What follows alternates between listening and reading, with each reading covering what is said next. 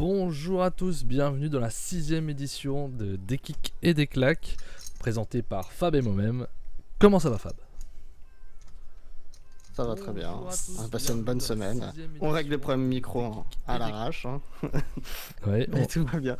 et moi je règle le problème, vous avez dû avoir un écho, puisque bien entendu ça s'est lancé de l'autre côté avec le son.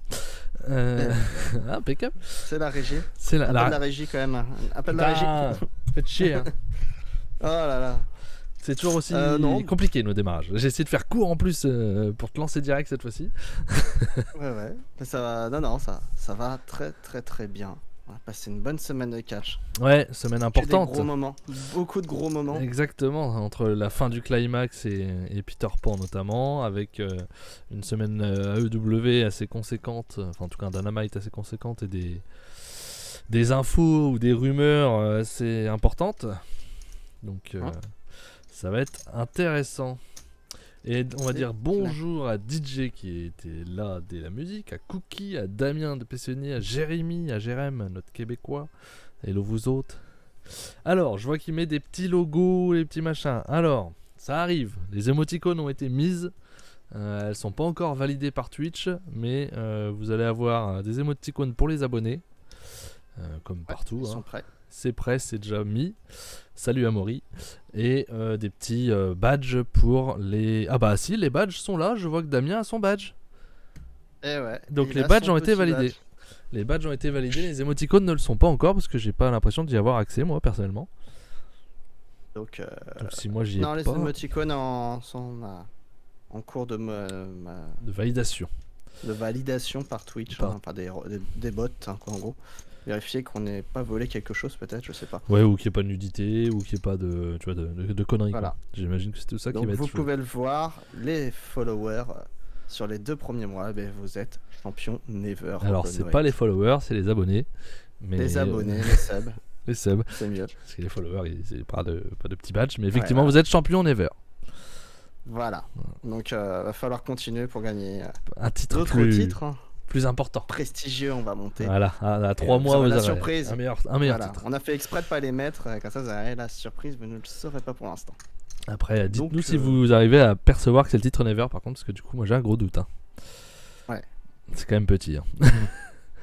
Ouais, mais après, c'est le principe. Ah, c'est compliqué, c'est compliqué de faire mieux. Voilà, donc, voilà, on est content déjà, ça, c'est arrivé. Alors, de quoi on va parler cette semaine? Bah, on va parler... Vas-y, Fab. Cette semaine, on va parler de Dynamite, bien sûr, avec des dragons partout. On sait pas pourquoi, ça parle tout le temps de dragons en ce moment. Non, bien sûr, c'était pour la promotion C'est cette nuit, oui, la promotion du spin-off de Game of Thrones qui commence cette nuit, 3h du matin sur OCS. On n'est pas sponsor, hein, mais. Bon, si, on est. non, pas du tout. AEW Rampage. On va parler ensuite de la rubrique Puromania avec pas mal de beaux contenus, avec la dernière journée de bloc du G1 Climax. Ensuite, on part bien sûr sur les demi-finales, c'est-à-dire les finales de bloc, entre guillemets, enfin demi-finales, on va dire. Non, c'est pas les finales de bloc.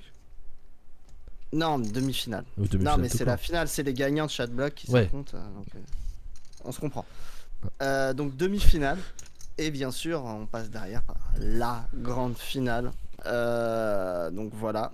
Et vous pensez que c'est suffisant? On pensait pas que ça allait être suffisant, c'était trop calme. On s'est dit, allez, on va se faire le DDT Wrestle Peter Pan qui a eu lieu samedi. Avec de gros matchs, notamment Higuchi, le champion qui a affronté Endo, l'ancien champion. Donc voilà, un programme très très chargé. Exactement.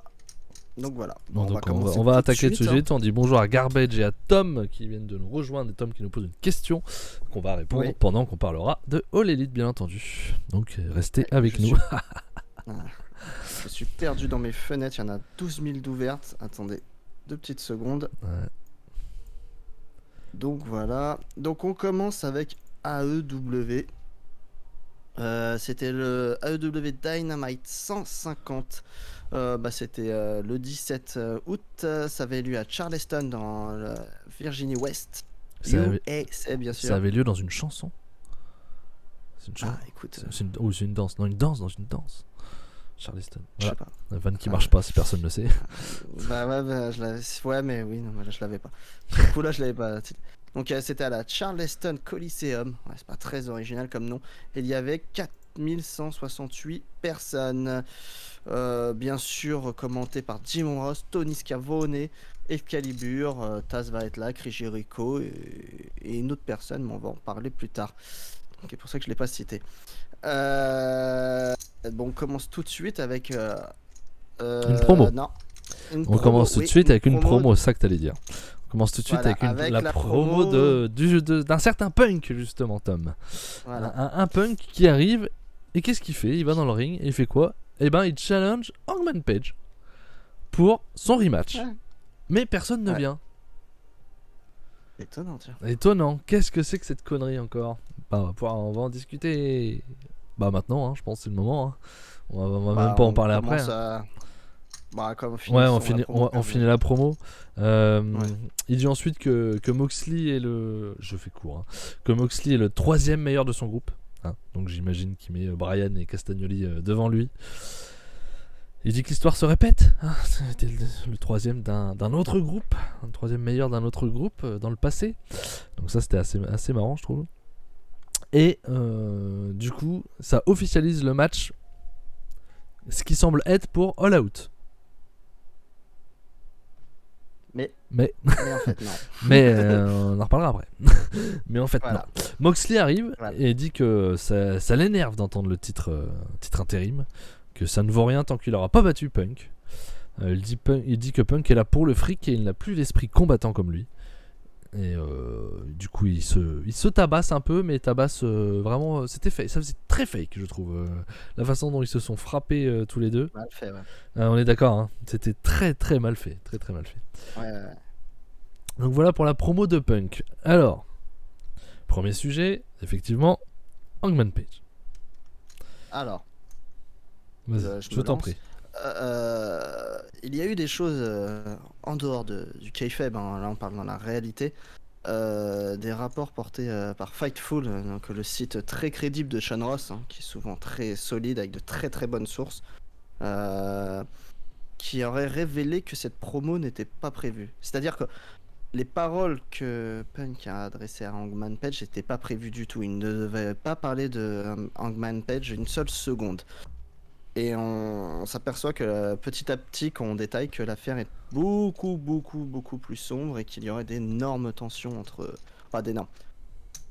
CM Punk aurait des tensions vers Page. Le retour, au final, je suis pas sûr qu'il y en ait vraiment, mais je pense qu'en gros, c'est une histoire qui viendrait d'une promo lors de leur rivalité où où Hangman Page aurait fait un tacle en parlant de Colt Cabana, tout simplement. Selon les dires des sources qu'a eu Sean Ross. Mais après, on n'en sait pas plus. A priori, Punk a d'autres tensions, mais ça, c'est encore autre chose. Il a énormément, a priori, de tensions avec certaines personnes. Il se plaint de beaucoup de choses, a priori. Selon d'autres sources, peut-être, ça va vraiment prendre avec des guillemets, il aurait pratiquement pu faire un no-show ce mercredi. Ouais, il y a eu ces rumeurs-là. Ouais. Ça, après... Ouais, bon. Mais ça, c'est encore autre chose, on sait pas. Bon, en tout cas... La promo contre Hangman Page n'était pas prévue et c'est pour ça qu'Hangman Page n'est pas venu sur le ring. Je sais même pas s'il était là parce que en soi il a pas de combat, il a rien, donc je trouve qu'il était même pas dans l'arène. Donc en gros c'était gratuit. Ouais. C'était pour affaiblir bêtement Hangman Page en fait en soi. Ah ouais, totalement. De l'humilier, ce qui est vraiment faible, très très faible. Pourquoi moi personnellement je crois à cette histoire? Parce que ça vient de Fightful déjà. Je pense pas que tu lances des allégations comme ça avec un site très crédible. Sean Ross c'est quelqu'un d'assez crédible, il se trompe rarement. En tout cas, avec autant de précision, c'est qu'il y a quelque chose et je trouve ça très très faible, très petit. De faire, même si tu as des tensions avec qui que ce soit, faire une chose pareille, c'est très petit. L'époque WWE, je pense que tu rentres à la maison direct et t'es pas prêt de revenir. Donc tu fais ça à l'époque Vince McMahon, c'est fini. CM Punk ou pas, t'es foutu. Donc et c'est peu étonnant parce que c'est comme Punk un caractériel. C'est pas la première fois qu'il nous fait des crises comme ça. Je trouve ça petit, surtout venant d'une personne qui a priori a l'air une crème. Je le connais, on le connaît pas personnellement, mais bon, c'est quelqu'un de très discret quand même, Page. Tu sens bien qu'il c'est pas quelqu'un qui a l'air de faire des histoires. Et si t'as des tensions, enfin, je trouve ça très faible, très petit, ce qu'il a fait. Je sais pas ce que t'en penses, toi, Max, mais. Déjà, je veux dire bonjour à Polo qui nous a rejoint, à Loïc aussi, si j'en ai pas oublié. Ce que j'en pense, déjà, l'un des premiers trucs qui me choque, c'est tous les gens qui tombent de leur chaise en apprenant que CM Punk est un connard. C'est pas nouveau. En tout cas, qui est un casse-couille dans les backstage. On le sait tous. Enfin, tous. Je pense que ceux qui connaissent Punk le savent en tout cas. C'est un casse-couille, c'est comme ça, on le sait. Moi je crois aussi à cette histoire parce que les sources sont plutôt paraissent fiables. C'est précis en plus. Et surtout moi au moment où il fait la promo sur Hangman Page, je comprends pas en fait. Je me dis mais ça n'a pas de logique. Ça n'a aucun sens. Tu fais une promo sur un gars important de la fédération pour qu'il ne vienne pas. Il y a une couille. Ouais. Sur le moment tu dis il y a une couille quelque part. Donc ça recoupe totalement avec la sensation que j'avais sur le moment. Donc pour moi il n'y a pas de fumée sans feu, hein. C'est Punk qui a décidé de la faire à sa sauce et de faire une crasse à Page. C'est pas joli. On va en parler après, mais on peut le dire maintenant. Le combat Moxley-Punk n'a pas lieu à All Out. Ouais. Il a lieu la semaine prochaine. Dynamite, ça sent la précipitation. Ça sent la précipitation pour sortir Punk du titre, je pense. Ouais, peut-être le sortir un petit moment aussi, tout court. En tout cas, le temps de discuter, quoi.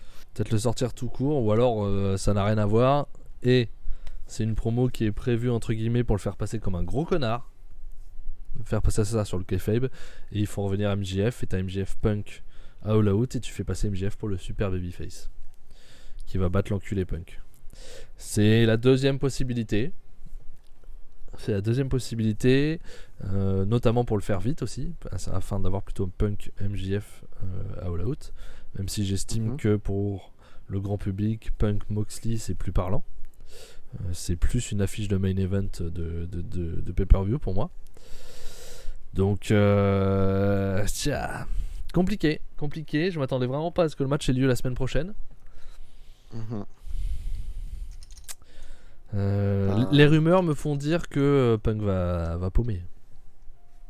Ouais. Voilà, pour moi, ça me paraît très logique. Si c'est vraiment ça, Punk va paumer. Ils ont misé sur Moxley là depuis. Ça marche plutôt bien avec le BCC et tout. Si Punk commence à faire chier, il n'y a pas de raison de ne pas le laisser à Moxley le titre. Hein. En tout cas, de ne pas le donner définitivement à Moxley. Bah oui, sachant que maintenant la compagnie est entachée avec un. S'il le donne à Punk, que les gens le croient ou pas, il y aura toujours des anti-Punk pour le coup ou quoi que ce soit. Enfin, ça va entacher l'entreprise s'il le laisse à Punk, quoi qu'il arrive. Donc, je pense pas qu'ils prennent ce risque. Non, je pense pas non plus. Je vois que Polo dit MJF coûte le match à Punk contre Mox, pourquoi pas. Oui, ils peuvent ça peut être une solution pour sauver un peu la face, peu importe, tu vois.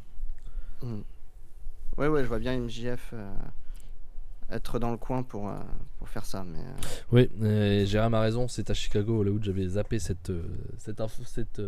fait là.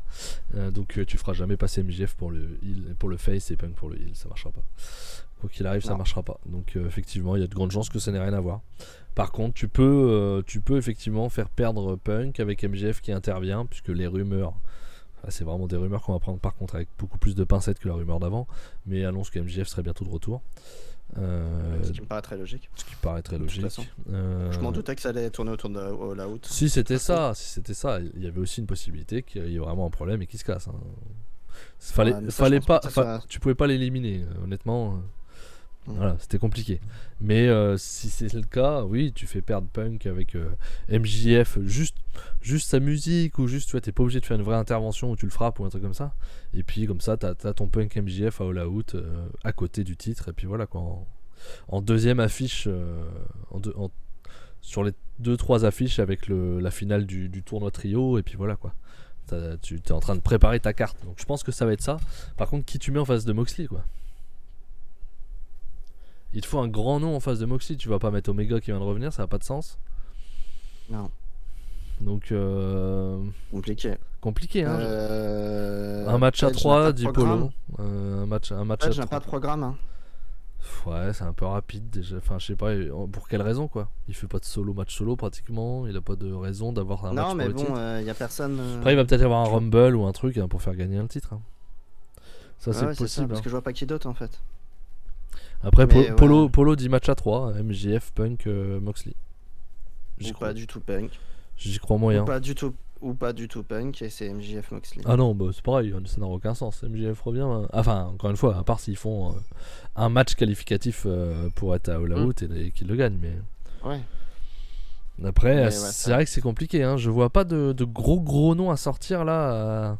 Ou alors tu mets Brian Moxley. BCC contre BCC.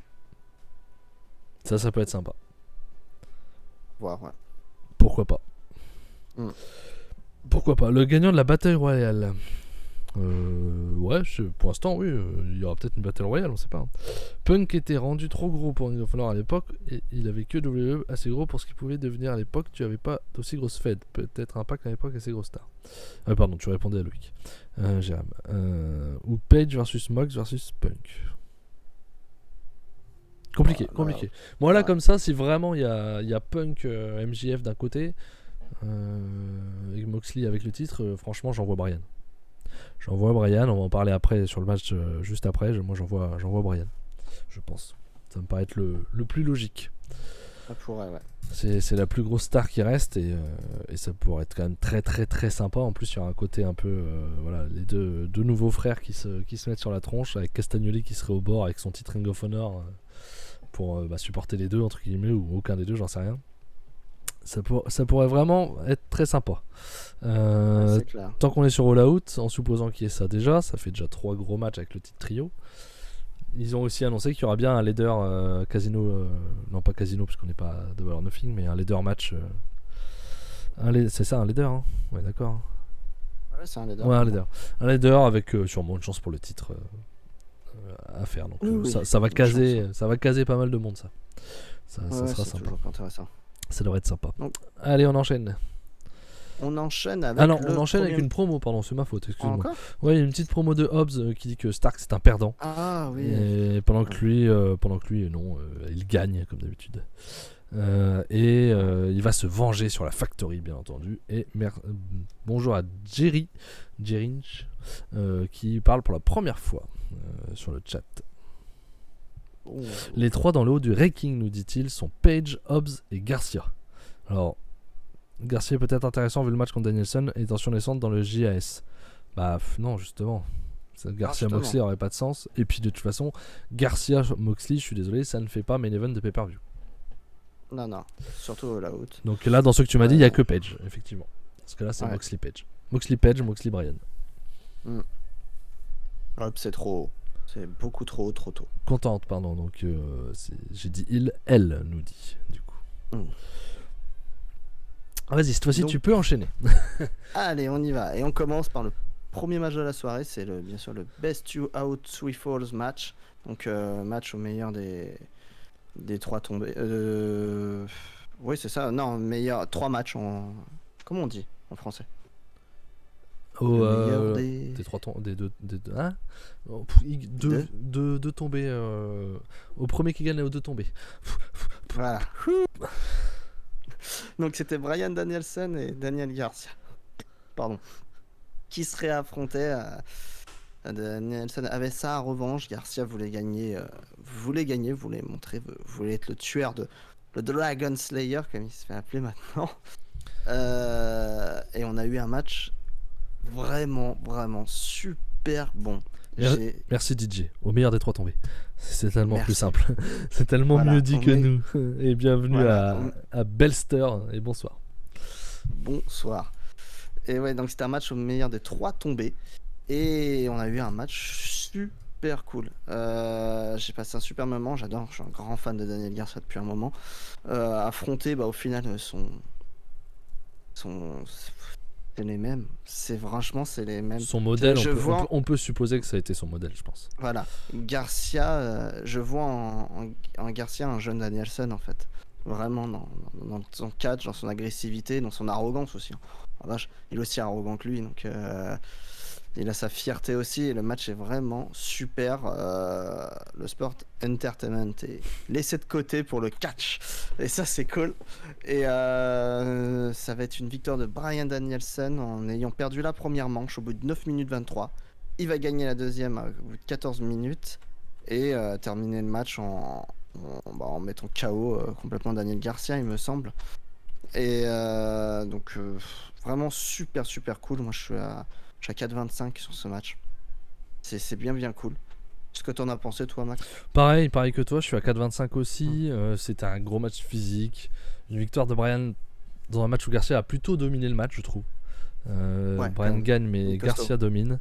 Ça s'est bien mis dans la tronche. On a eu beaucoup de temps. Pour ça, on a eu 26 minutes, voilà. Le respect de Bryan à la fin aussi, il est parfait, je trouve. C'est très bien.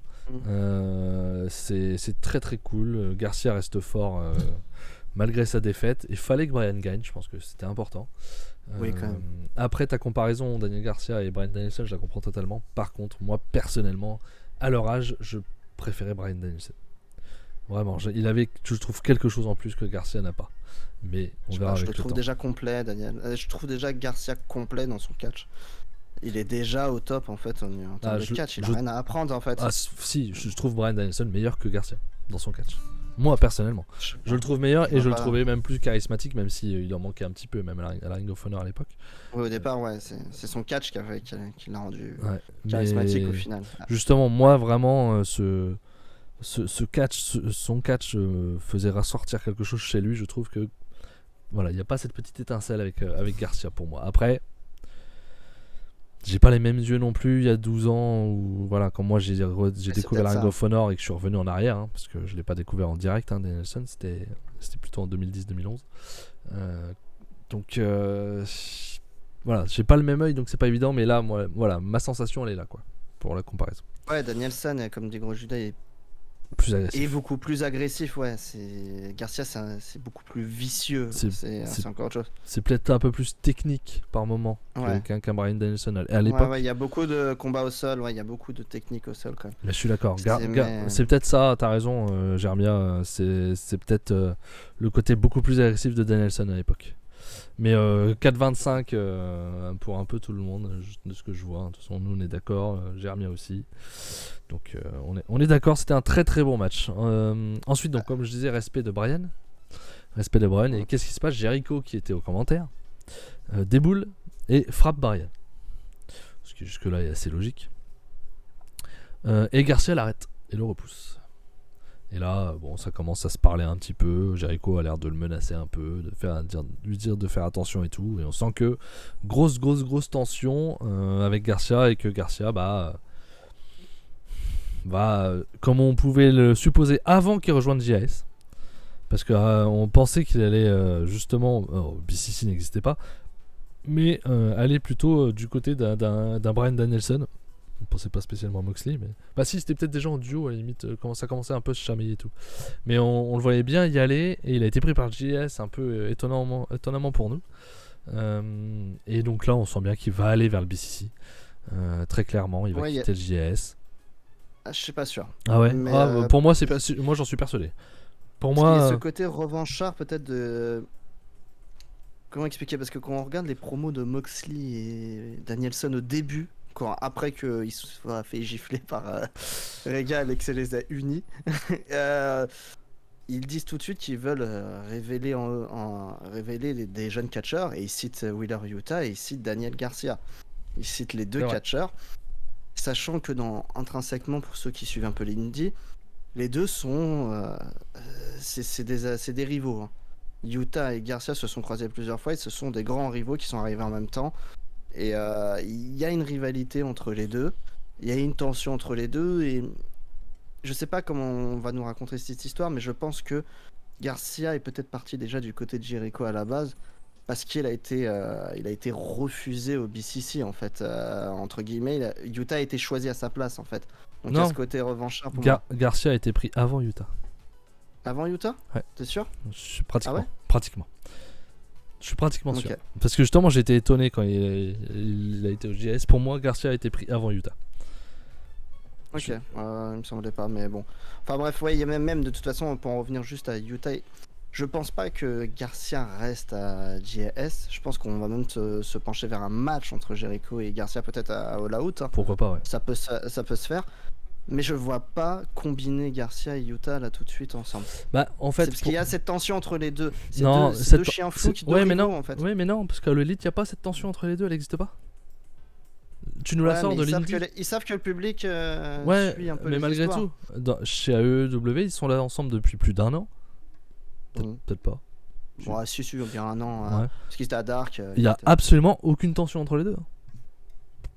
Il y a rien eu de. Enfin, moi, j'ai rien en tête qui me vient où tu sens. Ouais, mais ils aiment bien nous rappeler les histoires. Ouais, mais pendant un an, ils l'ont pas fait. Alors, ils auraient pu le faire. Ouais. Donc, non, pour moi, il vient. Il va aller chez le BCC assez rapidement. Je suis d'accord avec toi. Il y aura un Jericho Garcia, ça c'est sûr. Est-ce que ça sera All Out ou autre part? J'en sais rien. Ce sera suivant le. Suivant la carte, suivant comment ils vont faire, ce qu'ils veulent faire, parce que peut-être qu'ils vont faire JAS contre le reste du BCC pour les occuper, j'en sais rien, le BCC, il va falloir qu'ils aient quelque chose aussi à All Out. Donc à voir, mais moi je le vois clairement aller chez BCC et je le vois clairement aller en équipe avec Bryan Danielson. Pour moi, ils iront chercher les titres par équipe tous les deux. Comme ça, tu peux avoir Moxley champion, eux deux champions par équipe, Castagnoli Ring of Honor et Utah pur. Ah, ça serait bien, limite, mais j'ai du mal à voir Garcia et Utah dans le même clan pour tout ça. Ils seront pas en équipe. Tu vois ce que je veux dire? Il sera avec Bryan Danielson. Et peut-être que ça va aussi entraîner sur le long terme de la tension. T'auras Utah peut-être plus avec Moxley, Garcia plus avec Bryan Danielson. À un moment donné, de toute façon, cette équipe-là, elle explosera, on le sait très bien. On sait pas quand, on sait pas combien de temps. Mais ça peut donner aussi une solution de faire splitter à un moment donné dans 6 mois, 1 an, j'en sais rien. Mais voilà, Bryan Danielson, je pense qu'il va être un peu bloqué. Il va pas trop savoir où aller, Danielson. Là. C'est le seul qui est pas vers un titre. Il est pas proche de BCC. Enfin, depuis qu'il est revenu, il n'est pas côte à côte avec le reste de BCC. Il est là, il est officiellement BCC, mais on le voit pas trop. Castagnoli était là pour Bryan. T'as quand même des trucs. Ouais, mais je sais pas. Pour moi, non, il n'y a pas de différence. Je sais pas. Voilà. Moi, je vois vraiment ça. Je vois vraiment une équipe Bryan Garcia en fait. Très bien. Après, moi, je dis pas, je voudrais, mais je sais pas s'ils mélangeront Utah et Garcia dans le même clan. À voir. Parce que oui, comme effectivement, ils se sont affrontés pour le titre pur à ROH déjà. Oui, c'est vrai. Officiellement, en dehors de l'Indie. C'était, je veux dire, il n'y avait pas d'histoire entre les deux avant, quoi. C'est juste, il y a juste eu ça, quoi. C'était sur plus. Le coup, non, l'histoire, c'était BCC JAS surtout. Voilà, l'histoire était autour de ça. C'est tout. Donc bon. Donc voilà. Les rumeurs, c'est plus Jericho Bryan. Dans tous les cas, ça va être très cool. Jericho Bryan, ouais, c'est pas le truc qui me chauffe le plus. Aussi, ouais. Mais dans ce cas-là, si c'est Jericho Bryan, on resterait sur le Moxley Page alors en main event de All Out, en supposant que Moxley bat Punk. Il y a beaucoup de suppositions pour l'instant, forcément. Donc voilà, je pense qu'on a fait le tour sur cette partie-là. Promo ensuite pour le match des titres par équipe de vendredi de Rampage. Donc, Fab vous en parlera tout à l'heure parce que je n'avais pas regardé Rampage. Tony Nese qui se fait dégager par Moxley alors qu'il arrivait pour on imagine un match sur la rampe. Là il commence à rentrer et Moxley qui est vénère encore de la promo de Punk et de la bagarre. Alors il rentre comme un furie, il dégage Tony Nese sur la route, dommage collatéral comme on dit, et il appelle Punk pour se battre maintenant. C'est pas All Out, c'est maintenant. Et Punk arrive pour se battre et les officiels les en empêchent et la foule dit non, on veut... C'est là, à ce moment-là, il s'est passé un truc dans le match où il y a dû y avoir une explication dans le vestiaire parce que tu sens que le scénario a changé en 2 secondes chrono et qu'ils ont dit bon, pas All Out. Vous allez le faire tout de suite, donc tu y retournes et tu sens que ça a été fait à l'arrache. Ça s'est bien fait parce que ça s'est pas vu. Avant de les rumeurs, on n'aurait pas cru, j'ai fait juste c'est bien, il revient, il pète les plombs. Après qu'on a vu l'annonce du match, j'ai fait c'est étonnant. C'est bizarre, sur le coup, j'ai fait. Mais non, ils ont bien rebondi, on va dire, entre guillemets, dans l'histoire. C'est très très bizarre tout ça, mais oui, la foule huée, donc la sécurité qui empêche, les officiels qui empêchent le combat de se faire maintenant. Mais bon, c'était assez drôle. Promo de Jericho qui dit qu'il veut parler à Garcia la semaine prochaine. Dynamite pour savoir de quel côté il est. Déjà il nous balance le truc qu'il est plus très... Voilà, il y a une possibilité de côté donc. Il y a Steamboat qui arrive et qui dit que le mentor de Garcia devrait être Brian. Donc bon, il nous emmène vers le BCC, lui aussi, Steamboat. Et il y a un des tout Bueno, je sais plus lequel des deux, Matt Menard, ou je ne sais pas qui prend Steamboat au col comme ça. Fais pas ça avec Steamboat. Hein. Il s'est vengé et Steamboat a eu son petit moment. Voilà. Plaisir de voir les anciens en coulisses. Ils ont été jusqu'à inviter le dragon. Il y avait peut-être un lien, j'ai l'impression qu'il y a un thème. Il y a un truc, il y avait un thème. Dragon Slayer contre l'American Dragon, tout ça. Voilà. Jérémy qui nous dit je vois tellement Punk turn. Ouais, après peut-être qu'il va surtout retourner chez lui s'il continue ses conneries. Ouais. Ça sera peut-être plus ça le turn, tu vois, c'est tu te returnes, tu t'en vas. Parce qu'au final, en plus, si tu regardes bien les audiences, ils n'ont pas changé. Non. Ils n'ont pas bougé quand il était absent, donc au final, ça n'a pas tant changé. On le paye quand même un peu cher. Il est chiant. Il va peut-être rester chez lui. Hein. Donc voilà. Vas-y, tu peux enchaîner. Ouais, et on passe par un énorme match avec le Gun Club, Austin et Colten Gunn, accompagnés de Papa Gunn, Billy bien sûr, qui affrontait les grands et énormes catcheurs, non pas du tout, les Varsity Blondes, Brian Pillman Jr. et Griff Garrison. Va pas y avoir de match. Quand je vois le truc, sachant qu'ils sont sur une losing streak, un peu entre guillemets, un peu dans la loose, le Gun Club, plus que d'habitude en tout cas, je me dis, mais il va y enfin avoir une victoire pour les Varsity Blondes. Pas du tout. 30 secondes avec une vieille prise, je sais même plus ce qu'il a fait, je crois que c'est Austin qui gagne. C'est dur de jobber pour des jobbers quand même. Ouais, et le Gun Club, je comprends même pas le booking d'ailleurs. Je trouve ça complètement débile de les avoir fait gagner. Gagnant, il squash en 30 secondes les Varsity Blondes. Ok. J'ai fait, bon. Je comprends même pas l'idée, parce qu'au contraire, dans la frustration pour la suite, ils auraient dû perdre. En fait, ça aurait été beaucoup plus logique au final. Non, parce que c'était le côté. Ouais, je sais pas. C'est pour pas les paraître trop faibles, parce que Varsity Blondes, c'est aussi des jobbers. Ils sont faibles. Ils ont déjà été... Comme ils ont une histoire, il faut pas qu'ils perdent contre des faibles, quoi. Non, mais ça chie, voilà. Hein. C'est chier. Non. Ils passent à Dynamite quand même, donc ils ont monté d'un cran. Ouais. Moi j'ai passé ça, de Dynamite. C'est ça que tu voulais dire, non ? Ouais. Donc, c'est. Je vais le faire. Allez. Il y a une conversation avec Papa Gunn. Je sais plus pourquoi. Est-ce qu'ils s'en prennent aux Varsity Blondes après ? Je sais plus. Je crois qu'ils s'en prennent aux Varsity Blondes ou un truc comme ça. Papa Gunn intervient, je sais plus trop. En gros. Et à la fin, les fistons, en gros, c'est le principal sujet. Les fistons attaquent Papa. Ils trahissent Papa. C'est triste. Pas du tout. On s'en bat les couilles. On s'en bat les couilles. Et qui vient faire le save ? C'est The Acclaim qui vient faire le save et qui sauve Papa Gunn. Et on finit avec un triple ciseau. Mon Dieu. Donc voilà la finalité de cette chose qui n'est pas finie. Et apparemment les Varsity Blondes se sont plaints de leur booking sur Twitter derrière, disent qu'ils en ont marre. Eh bien partez, de toute façon vous servez pas à grand chose. Moi personnellement on m'a jamais tellement intéressé, je sais que Fab toi un peu plus, mais moi il m'intéresse pas donc. Killman oui mais bon, Garrison. Ouais, ça sert pas, voilà. Allez bonsoir. Ouais. Ensuite promo de Pac qui nous dit que personne ne peut les arrêter dans le tournoi. Et sûrement pas Ospreay et aussi Open. Alors on tease un peu le match de la semaine prochaine. Ouais. Ensuite, promo de Jungle Boy. Ouais, c'est à ce moment-là. Ouais. Oui, c'est à ce moment-là. Promo de Jungle Boy, il challenge Christian pour All Out. Je passe parce qu'il fait une longue promo, mais je trouve pas ça ouf, honnêtement. Non, c'est moyen. Il est pas bon en promo, Jungle Boy. Il part de bas. Ouais, il part de très loin, mais ça va mieux quand même. Salut Gringo qui nous vient et qui. Ah, donc.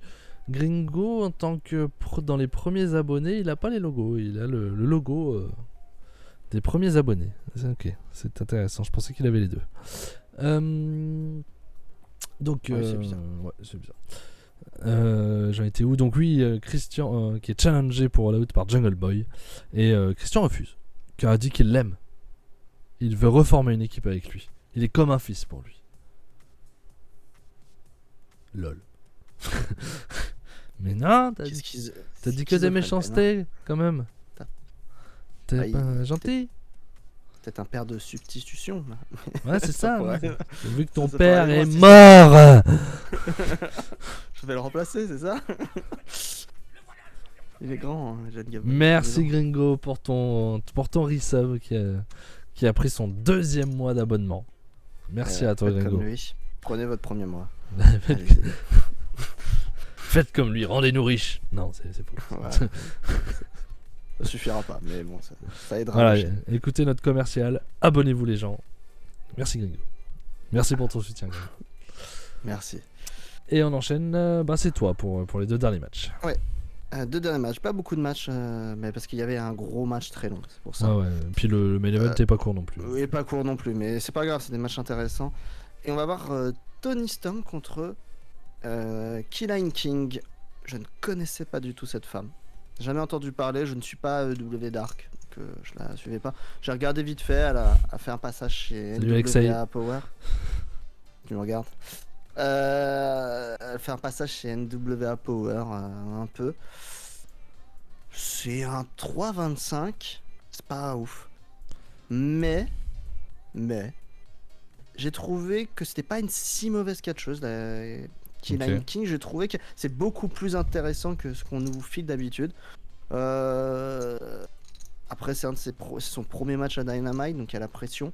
Mais pourquoi pas voir quelque chose avec elle, développer quelque chose, parce que par rapport à beaucoup d'autres, c'est pas trop mal, ça va. Ça dure 6 minutes, victoire de Toni Storm, c'est pour lui confirmer qu'elle est la future challengeuse à All Out, c'est tout. Mais 3,25, mais pas déconnant. Kilynn King, puissante, grande, puissante. Je dis pas que ça va être une star, mais je préfère la voir elle que d'autres catcheuses toutes nulles là qu'on a d'habitude chez W. Donc à voir si elle sera encore là. Ouais, c'est vrai que les catcheuses toutes nulles, on n'aime pas trop. Non.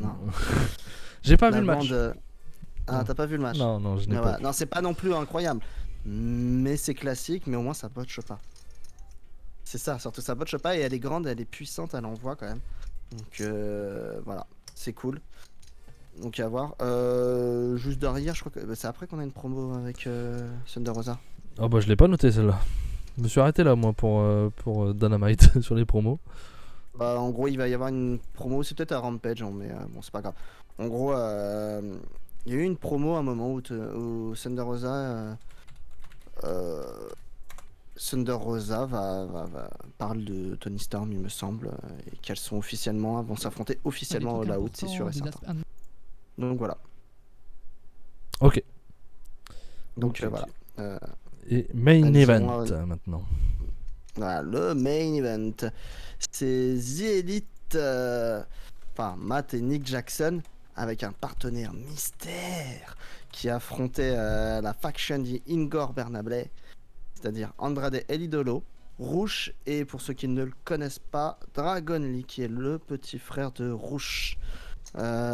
Et le partenaire mystère, suspense, on a un suspense insoutenable, on ne tenait plus. Oui, bah bien sûr, c'était Kenny Omega. Brandon Cutler.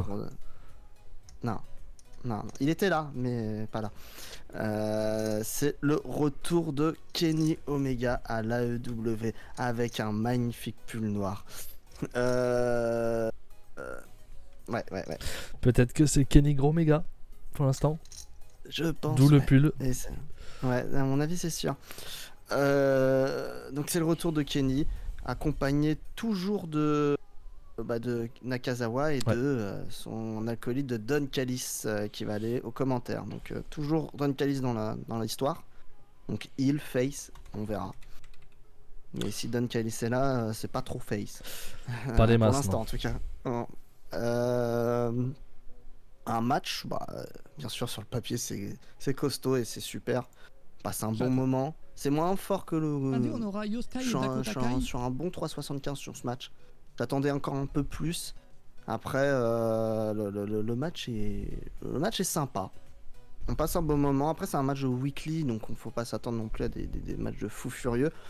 Mais c'est bien cool. Dragon Lee qui nous fait des spots de malade mental où il finit au premier rang.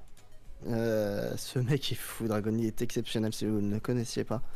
Il est vraiment très très bon. Il a rien à envier à un Ray Phoenix par exemple. Excellent. Kenny Omega qui fera un main. Kenny Omega tranquillou. Plus que fera un main. Il se rate, hein. Il fait une mini. Ouais, c'est pas faux. Mais il simule aussi. Il vend la blessure au genou. Oh, attends, dès le début du match, il arrive pas à faire son.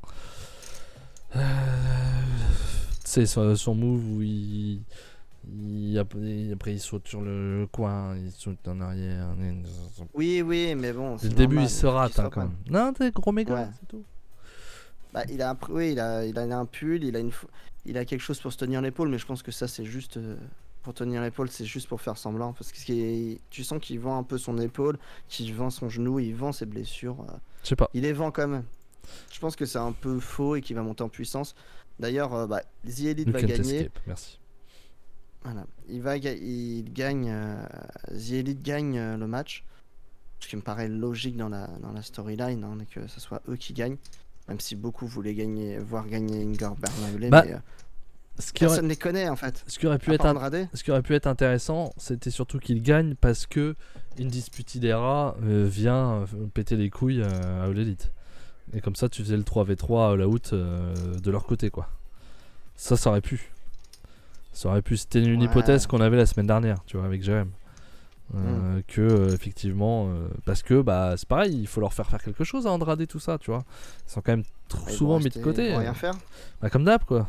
Donc pour l'instant, on peut pas dire qu'ils sont pas très bien utilisés. Donc ça aurait été l'occasion de dire, voilà, tu les fais perdre avec Undisputed Era qui vient leur péter les couilles, et comme ça tu as un 3-3 d'un côté à All Out, mais ça faisait effectivement 2-3-3 avec le titre trio, quoi. C'était peut-être ça qui était chiant. On verra bien. Ouais, mais c'est ça. Mais de toute façon, il fallait bien que quelqu'un perde. Dans des grosses équipes, faut bien choisir quelqu'un. Moi, ça me choque pas. Kenny Omega a promis, je crois que c'est dans une interview, je sais plus quand, qui va monter en puissance au deuxième tour, qui sera prêt. Donc peut-être que c'est une story. Parce que je l'ai vu vendre beaucoup quand même ses blessures passées dans le match. Donc je pense que il est plus en forme qu'il n'y paraît, je pense. Donc voilà, qu'est-ce que tu en as pensé du match? Moi j'ai bien aimé le match, hein, bien entendu. C'était très cool. Mais je suis à 375, tu vois. Je sais pas, t'as dit ta note? Pareil. 375. Je suis pas aussi persuadé que toi ou que dans le chat que je lis effectivement, où vous parlez, il vend trop bien ses blessures. Moi je pense qu'il a pas l'air d'être super prêt. Je pense pas que le premier loupé sur le Count Escape était prévu. Il en rigole parce que il faut bien rattraper le coup, mais à mon avis c'était pas prévu, et je pense que le fait qu'il soit aussi en t-shirt ou enfin en pull me fait dire que c'est pas ouf quoi. Sinon je vois pas l'intérêt. Vendre ta blessure, t'as pas besoin d'être en pull, quoi. Donc voilà, pour moi il y a un tout, et je suis pas aussi persuadé que vous. Je vous trouve trop catégorique dans le chat de dire ouais c'était trop bien fait. Ne soyons pas aveugles, parce que c'est Kenny Omega, il peut aussi se rater s'il revient trop vite. Oui, il peut se rater, mais il vendait normalement ses blessures. Ouais. Ça, c'est un fait. Mais moi je parle des ratés surtout. Oui, non. Des ratés qui seraient pour vendre ses blessures. C'est peut-être un petit peu facile, tu vois. Bon. On verra au deuxième tour, de toute façon. Ouais.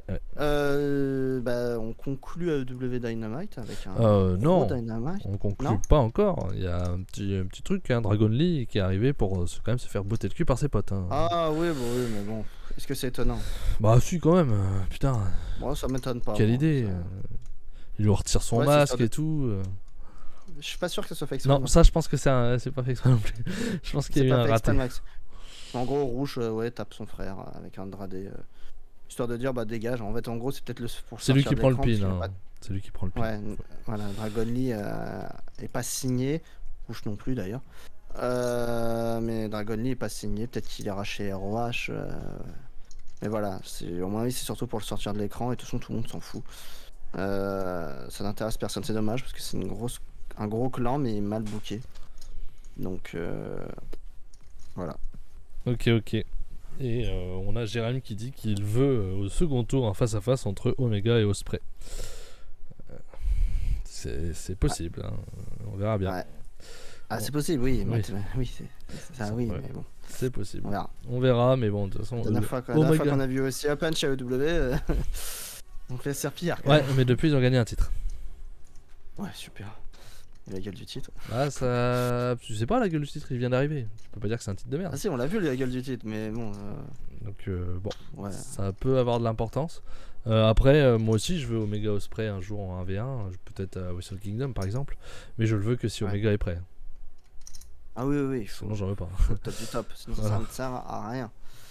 Donc voilà, on conclut cette fois-ci Dynamite pour passer à AEW Rampage 55 qui était enregistré, donc qui était toujours à Charleston, commenté par Chris Jericho, Excalibur, Jim Ross et Tony Schiavone. Tu n'as pas vu, Max? Non. Je vais aller vite.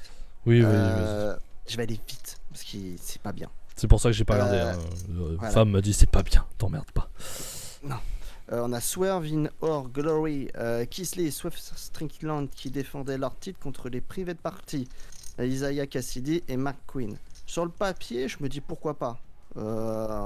Private Party donne des bonnes choses parfois, pas tout le temps, c'est quand ils veulent. Et là, pour le coup, c'était pas le bon jour.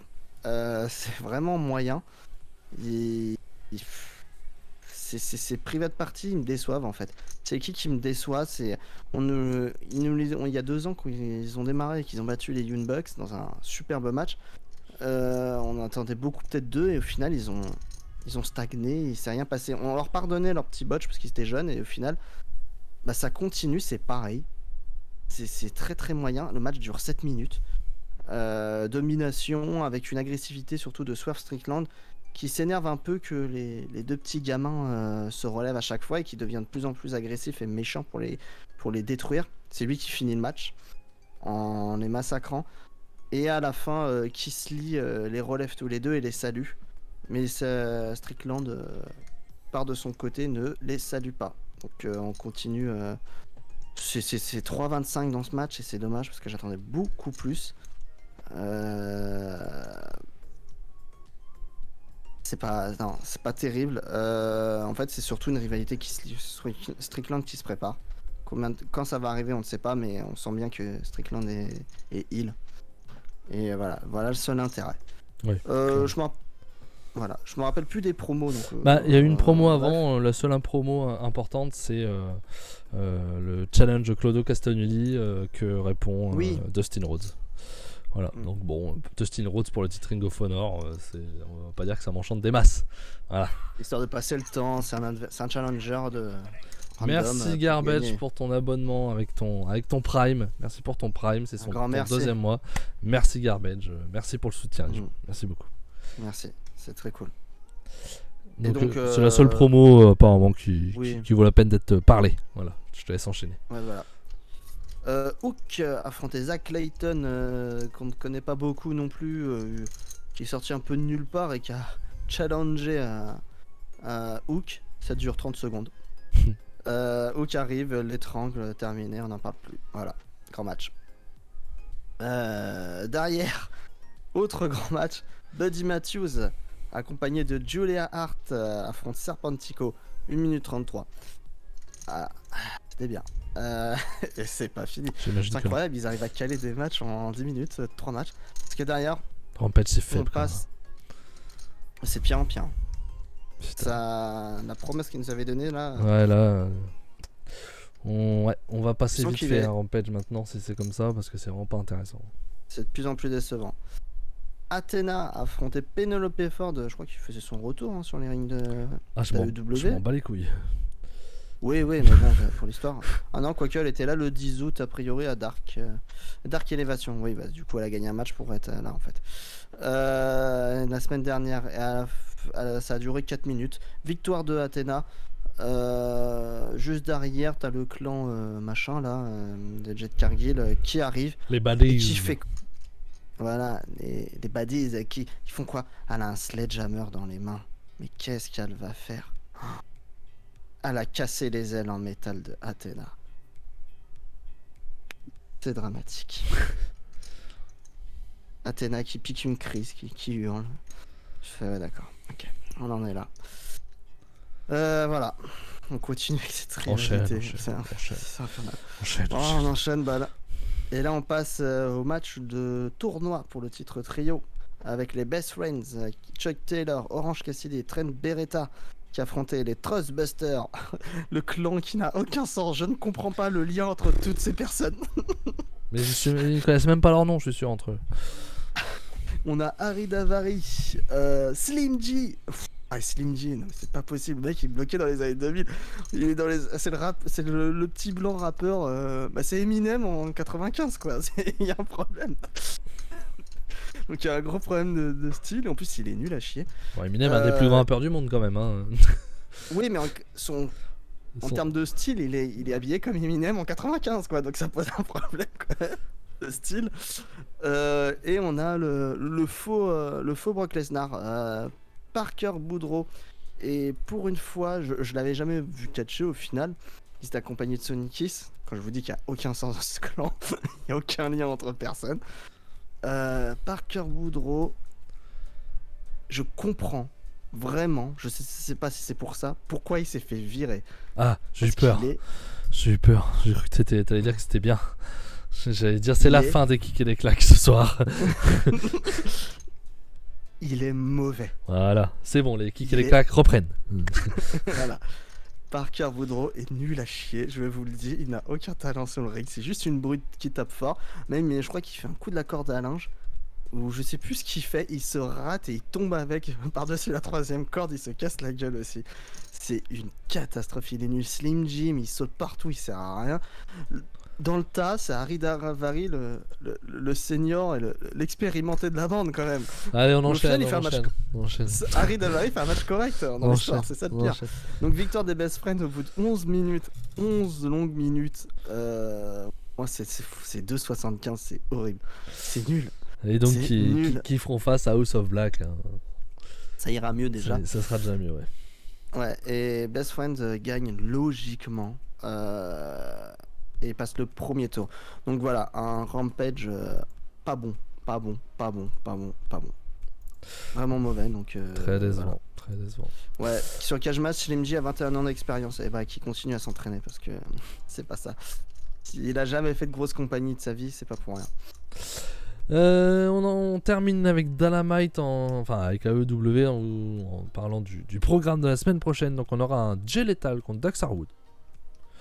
Pourquoi pas, hein, c'est un peu la rivalité qu'il y a actuellement avec Wardlow et l'équipe de Jay Lethal. Donc ça fait deux semaines de suite que c'est la cata. Alors Garbage, je suis d'accord avec toi, mais je trouve que ça fait plus que 2 semaines. Ouais. Les 2 dernières semaines sont dures, mais il y a plus que ça. Compliqué. On aura le dernier premier tour, je crois. Death Triangle contre United Empire, c'est le dernier. Ou il y en a encore un? Non, parce qu'il n'y a pas eu. Non, House of Black, on n'a pas eu encore. Officiellement, non, ça n'a pas été fait. On sait qu'ils vont gagner. Ouais, c'est pour ça que je les mettais déjà tellement en finale, moi. Donc, on aura Death Triangle contre United Empire. Donc, ça va être quand même super. Pac, Penta et Phoenix contre Kyle Fletcher, Mark Davis et Will Ospreay. Moi, je vois Death Triangle passer personnellement parce que je les vois gagner le tournoi. Donc, d'ailleurs, on a fait nos petites pronos avec Jérém la semaine dernière. Pour toi, qui gagne le tournoi? Donc House of Black en finale contre qui? De toute façon t'as plus que 3 choix déjà. Death Triangle, United Empire ou The Elite. Death Triangle ils seront pas dedans. Okay. Ils en ont pas besoin en fait. Parce qu'ils ont pas qu'à le titre et. Ouais mais Penta et Phoenix ils font plus rien quand même. Hein. Ouais mais ils peuvent continuer à perdre. Au final dans le booking c'est pas grave quoi. Non The Elite sera en finale contre House of Black. House of Black gagne. House of Black. Ils sont champions. Ils sont forts. C'est pas pour rien. Buddy Matthews était là. C'est pas pour rien. C'est pour gagner. Ils ont mis à Rampage pour qu'il ait un peu d'overness. Pour qu'il gagne un match. Bon après le problème c'est que Brody a perdu récemment un match important. Hein. C'est ça qui est dommage. Mais non, House of Black va gagner. Intervention de Adam Cole sans doute dans l'histoire qui va être là dans le coin, dans les parages, dans la finale. Ouais, peut-être pas que Adam Cole d'ailleurs. Mais possiblement ça surtout. Et on part sur la rivalité. Mais non, House of Black devient champion. Ce serait très logique que ce soit. Polo nous propose un pack Ospreay All Out pour le titre. Pourquoi pas si par exemple Ospreay fait le tomber sur pack quoi. Ospreay fait le tomber sur le pack dans le 3v3 et du coup ça entraîne un match pour le titre All Atlantic. Pourquoi pas. Pour l'instant le titre All Atlantic il est plus défendu à l'extérieur. Mais ouais, c'est même le but pour l'instant. Ouais. Mais bon, pourquoi pas hein, dans un pay-per-view, ça serait bien qu'il soit là, je suis d'accord avec toi. Donc tu me mets pas Ospreay, forcément on prend tous. Hein. Ouais, en tout cas, il y a moyen de faire une putain de carte encore à All Out. Vu tous les matchs qu'on a déjà parlé, ceux qu'on peut encore imaginer, honnêtement, ça donne envie. Et donc, carte, un dernier match qui sera soit le main event, soit l'opener, CM Punk contre Jon Moxley pour l'unification du titre intérim et du titre classique. Et là donc on est sur Moxley tous les deux, on est d'accord? Oui, Moxley tous les deux. Je pense que quoi qu'il arrive, même si c'est pas le projet de base, avec le buzz, vaut mieux faire gagner Moxley. Et c'est pas bon. C'est un pas de buzz de faire gagner CM Punk. C'est envoyer le mauvais message. Donc, après tout dépend, si c'est orchestré par eux c'est autre chose. Il y a toujours cette possibilité là, attention.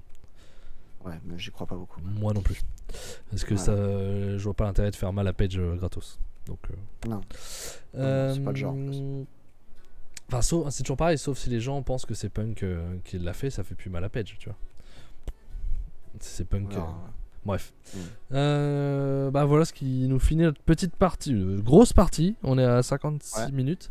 Donc grosse partie. Il y avait des choses à dire sur All Elite, pas sur Rampage, mais sur Dynamite.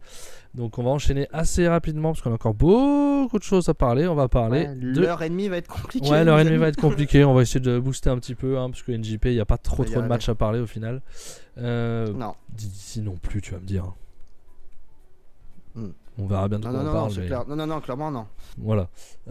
Donc on enchaîne avec la 18e journée du Climax, qui était la dernière journée des poules. Et on commence par le groupe D. On a commencé directement par Ospreay contre Joyce Robinson. Qu'est-ce que t'en as pensé, Fab? C'était plutôt... C'était sympa. J'ai bien aimé le match. Je suis à 3,75 sur ce match. Je passe un bon moment, c'était cool. Will Ospreay gagne. Heureusement que Will Ospreay gagne. Il enterre définitivement Juice Robinson, je pense, avec cette petite histoire entre les deux pour ce titre US. Donc victoire de Will Ospreay. Moi je passais un bon petit moment, 3,75. Moi je suis à 3,75,4. C'était un bon 3,75 plus quoi. Super match, bien rythmé, des beaux moves, c'était dangereux, ils nous ont fait des beaux trucs. C'était très très cool. Oui aussi, on vous a pas dit, à la fin de la partie Climax, on va faire un petit bilan, vu que c'est la fin du Climax, avec nos meilleurs matchs, les catcheurs qu'on a préférés, quelques petites rubriques vite fait, mais on va essayer d'être très rapide du coup. Ensuite on enchaîne, donc toujours dans le bloc D, donc El Fantasmo contre Shingo Takagi. Et donc si Shingo Takagi gagne, il gagne le bloc puisqu'il a battu Ospreay et ils seront à égalité. Qu'est-ce que t'as pensé du combat? 3,75 aussi. Très très bon match, ça matche bien entre les deux. Takagi arrive à faire briller tout le monde et ELP, on l'a pas trop vu au final, mais il a fait un très très bon G1. Il a bien brillé, il a fait ce qu'il fallait, il a fait le boulot. De toute façon, le bloc D est exceptionnel. C'est le meilleur. Le bloc D était génial, il nous a fait plaisir. Et c'était bien cool. El Fantasmo, comment il gagne déjà? Il gagne clean? Clean de chez Clean. Moi, c'est ça qui m'étonne énormément. Oui. Takagi qui perd contre ELP clean. Pour moi, ELP pouvait gagner effectivement pour l'histoire, mais avec intervention d'Ospreay ou United Empire, tu vois. Ça, qui l'empêche. J'essaie de me remémorer, je me souvenais pas d'intervention. Donc, moi, ça, je suis quand même très étonné pour Takagi qui perd clean, quoi. C'est chaud. Contre ELP, c'est chaud. Ouais. Mais parce qu'il n'y aura pas de projet pour ELP, c'est juste pour faire perdre Takagi l'histoire. Je pense pas, effectivement. En tout cas, pas tout de suite. Donc, non, le match est sympa. Le match est sympa. Je suis pas aussi haut que toi, je suis à 3,5. ELP très bon, tout ça. Après, c'est peut-être la fin qui me fait être un peu dégoûté de ça, de faire perdre Takagi clean, je sais pas. Même si je suis content de voir Ospreay en demi, donc tu vois, c'est un peu contradictoire. Mais il aurait fallu quand même qu'il y ait une intervention de United Empire pour faire gagner Ospreay, quoi. Pour faire passer Ospreay. que Takagi en ressorte, parce que là, Takagi se fait pin clean, c'est chaud quand même. Mais bon match. C'est bloqué, bon match. Ensuite, on enchaîne avec le bloc C. Donc Ospreay qualifié pour le bloc D, bien entendu, devant donc Takagi et plein d'autres, parce qu'il y a plein d'équipes, de catcheurs qui sont à 6 points du coup. Bloc C, on a Evil qui bat Hiroki Goto, on s'en fout, ça n'avait plus aucun intérêt. Et on a la finale de ce bloc, Naito contre Zack Sabre Jr., qui va durer 2 minutes. Dis-nous tout. Zack Sabre, comme Tanahashi se fait encore avoir son propre jeu, parce que c'est spécialiste de l'entourloupe. Et il se fait ce qu'il avait fait à Evil, en l'occurrence. Ouais. Et il se fait avoir par un petit paquet de Naito. J'étais dégoûté. J'avais le double sentiment. J'étais dégoûté que Zack Sabre perde. Mais de la manière dont il a perdu, ça m'a fait rire. En même temps, tu vois, il y a ce sentiment, c'était drôle, c'était bien fait en fait. Sûr. C'était bien fait. Ça m'a fait rire quand même, ça m'a fait sourire. Je fais, il s'est bien fait niquer parce que t'as même Naito qui se fout de sa gueule, qui fait tout pour l'emmerder. Donc ouais, victoire de Naito, 2 minutes, c'est pour l'avoir. Donc Naito qui gagne son match et qui se qualifie. Le vainqueur de ce match-là a passé, donc voilà. Voilà, c'était le vainqueur par défaut dans ce bloc au final. C'est histoire d'avoir un japonais peut-être au bloc C, je sais pas. Donc voilà, il gagne. Conférence de presse, je sais pas si vous avez vu la conférence de presse. Je comprends pas ce qu'il dit, mais t'as Zack Sabre qui pète les plombs, qui s'énerve, qui jette les chaises. Il se retrouve. Il s'énervait déjà autour du ring. Ouais. Et il se retrouve à la fin, il s'énerve tellement qu'il se retrouve avec une chaise dans le bras, une chaise là, une chaise sans lui. Il s'est enroulé dans les chaises, il est en train de piquer une crise Zack Sabre, il pète les plombs. Donc c'est très drôle. Jérôme nous dit que peut-être que Zack Sabre est blessé aussi. C'est vrai que ces derniers matchs étaient très courts, donc il y a peut-être des petites difficultés pour Sabre. Ouais. Ça c'est possible. Et Tom Polo qui nous dit sol glissant en plein les couilles de Naito. Non, c'est pas très glissant ici, puisqu'on est un peu d'accord avec toi. On n'est pas des grands fans de Naito, donc pas trop de problème là-dessus. On enchaîne sur le bloc B. Ishii qui va battre Sanada pour avoir sa 2e victoire quand même. Histoire de pas être trop sauver l'honneur. Voilà, sauver un peu l'honneur quand même. Et le match pour savoir qui gagne le bloc B, c'était Tama Tonga qui était à 8 points contre Jay White qui était à 10 points. Donc le vainqueur passe. Et le pronostic de Jérém s'est avéré être le bon. Tama Tonga bat Jay White. Ouais. Grosse surprise. Ouais. Surprise de ce G1 complètement même. Parce qu'il était discret au final, Tama Tonga petit à petit. Je suis pas fan de la surprise personnellement. Ça me dérange pas. Non. Ça m'a pas dérangé en soi.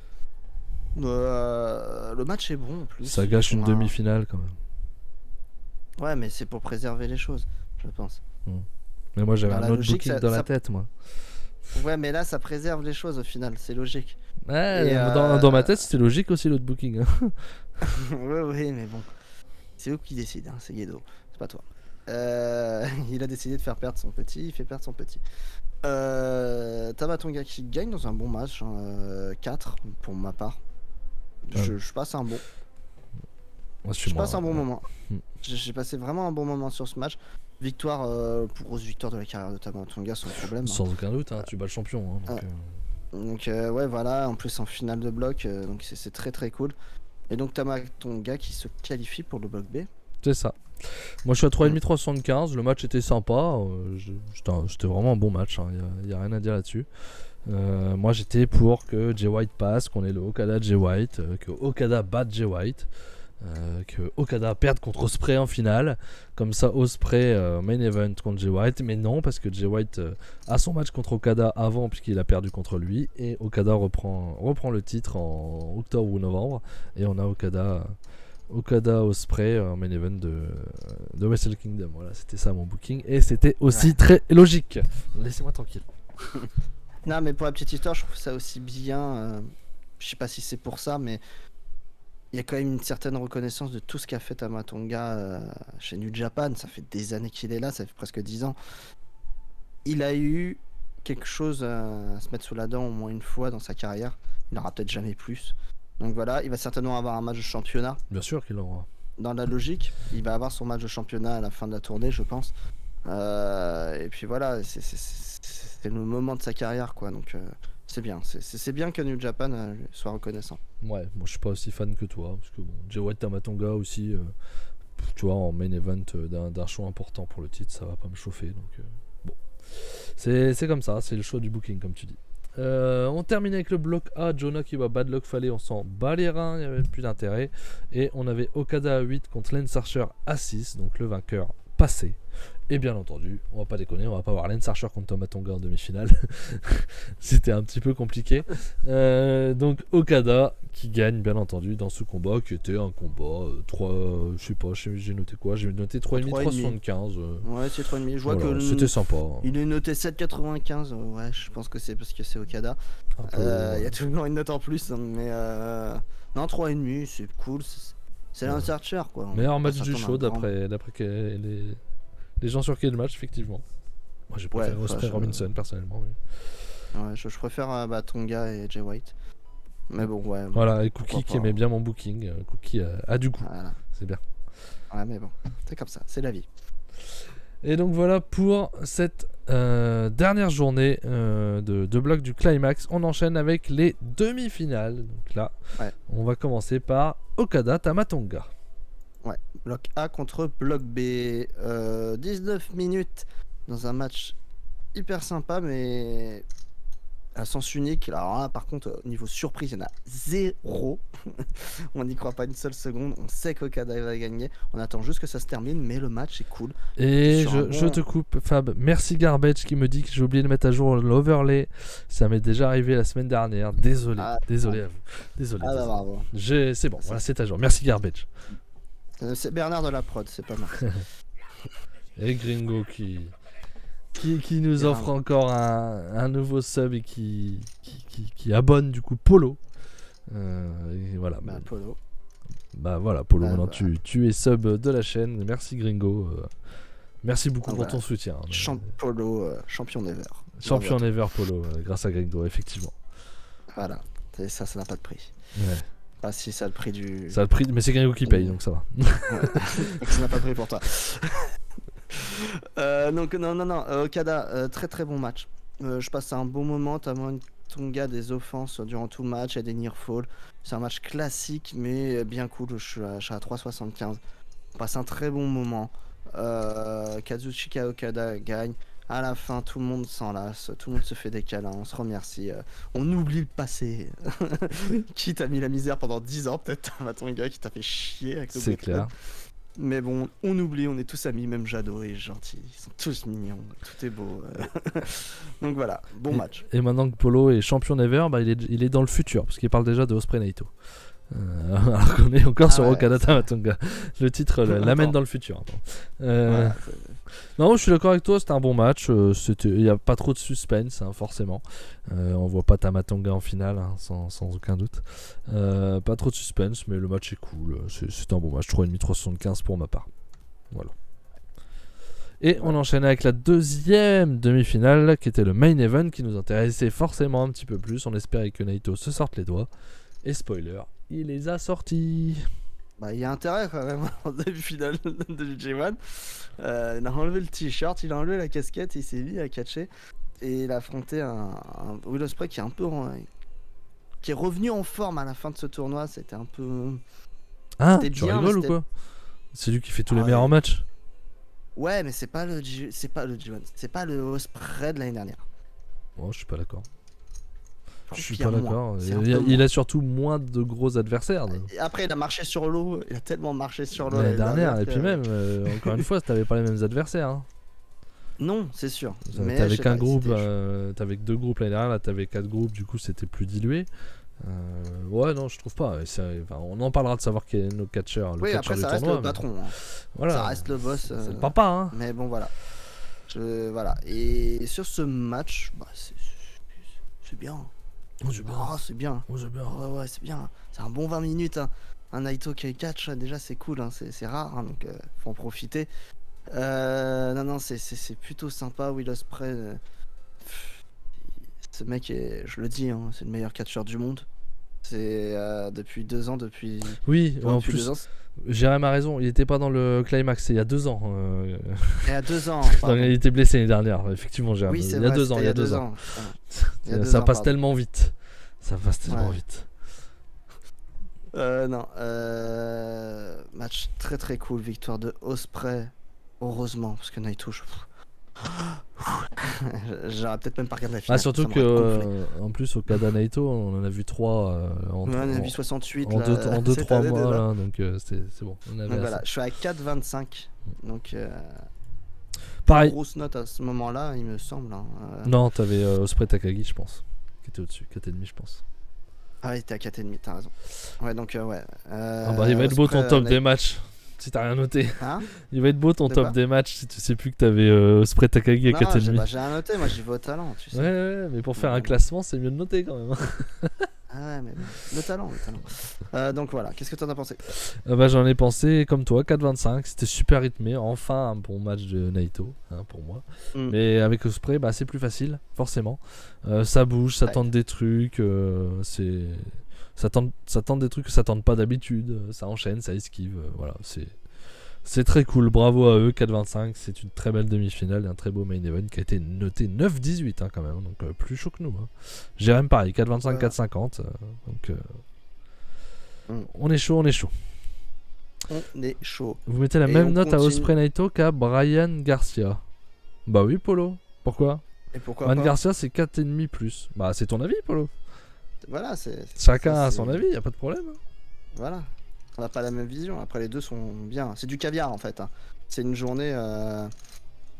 C'est une émission d'IKC caviar quand même là. Ouais, il y a plein de gros matchs. Le top de la semaine, il est chiant parce que j'en ai 4, faut en mettre que 3. Donc ouais, là on est caviar. On est sur du très haut level. On passe tout de suite à la grande finale qui a eu lieu le 18 août. C'était jeudi. Nippon de Budokan d'ailleurs. 6716 personnes. C'est monstrueux. C'est vraiment costaud. Je regarde juste 2 secondes ce qu'a fait Noah. Noah avait fait 3000 personnes au mois de juillet. C'est bien déjà, 3000 pour Noah. Ils ont fait le double. Ils ont fait le double de Noah comme exemple. C'est très très costaud. On n'est pas dans la même cour, on le sait. Oui, c'est normal. C'est tout à fait normal. Mais c'est pour donner On trouvait que déjà que Noah avait fait beaucoup de monde, mais alors voilà. C'est bien blindé. Loïc qui nous spoil déjà sa note, 3,75 pour la finale. Ah. On respecte. On comprend pas tout des fois, mais on respecte. Non, non, mais t'as le droit. Ça. Chacun son truc. Mais remate-le quand même.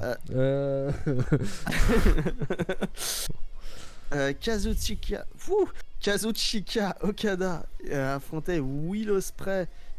Ils disent non, mais ils n'étaient pas accompagnés, ils sont juste venus pour la grande finale que tout le monde attendait. Je pense que c'est ce qu'on avait dit dès le départ en plus, il me semble bien. C'était Okada Ospreay, c'est Okada Ospreay qu'on a eu. Pas forcément les mêmes demi-finalistes, mais on a les finalistes qu'on avait prévus. Les opposants n'étaient pas les bons dans les deux cas, je pense.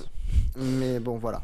Non, ça c'est sûr, t'en as ton gars. Naito serait moi j'avais visé. Moi je voulais mon Ospreay Zack Sabre. Je sais plus ce que j'ai mis, je t'avoue, dans les sondages, je ne sais plus. Je pense que j'avais mis Jay White, il y a de fortes chances. Et j'avais mis Zack Sabre contre Ospreay, ça c'est sûr. Parce que je voulais ce match. Mais on l'aura pas, tant pis. Peut-être plus tard. Que dire de ce match? C'est du Okada Ospreay, c'est bien, c'est bien. Ah bah voilà, Loïc met 375 parce que Ospreay n'a pas gagné, donc tu notes pas le match en fait. Tu notes ta sensation.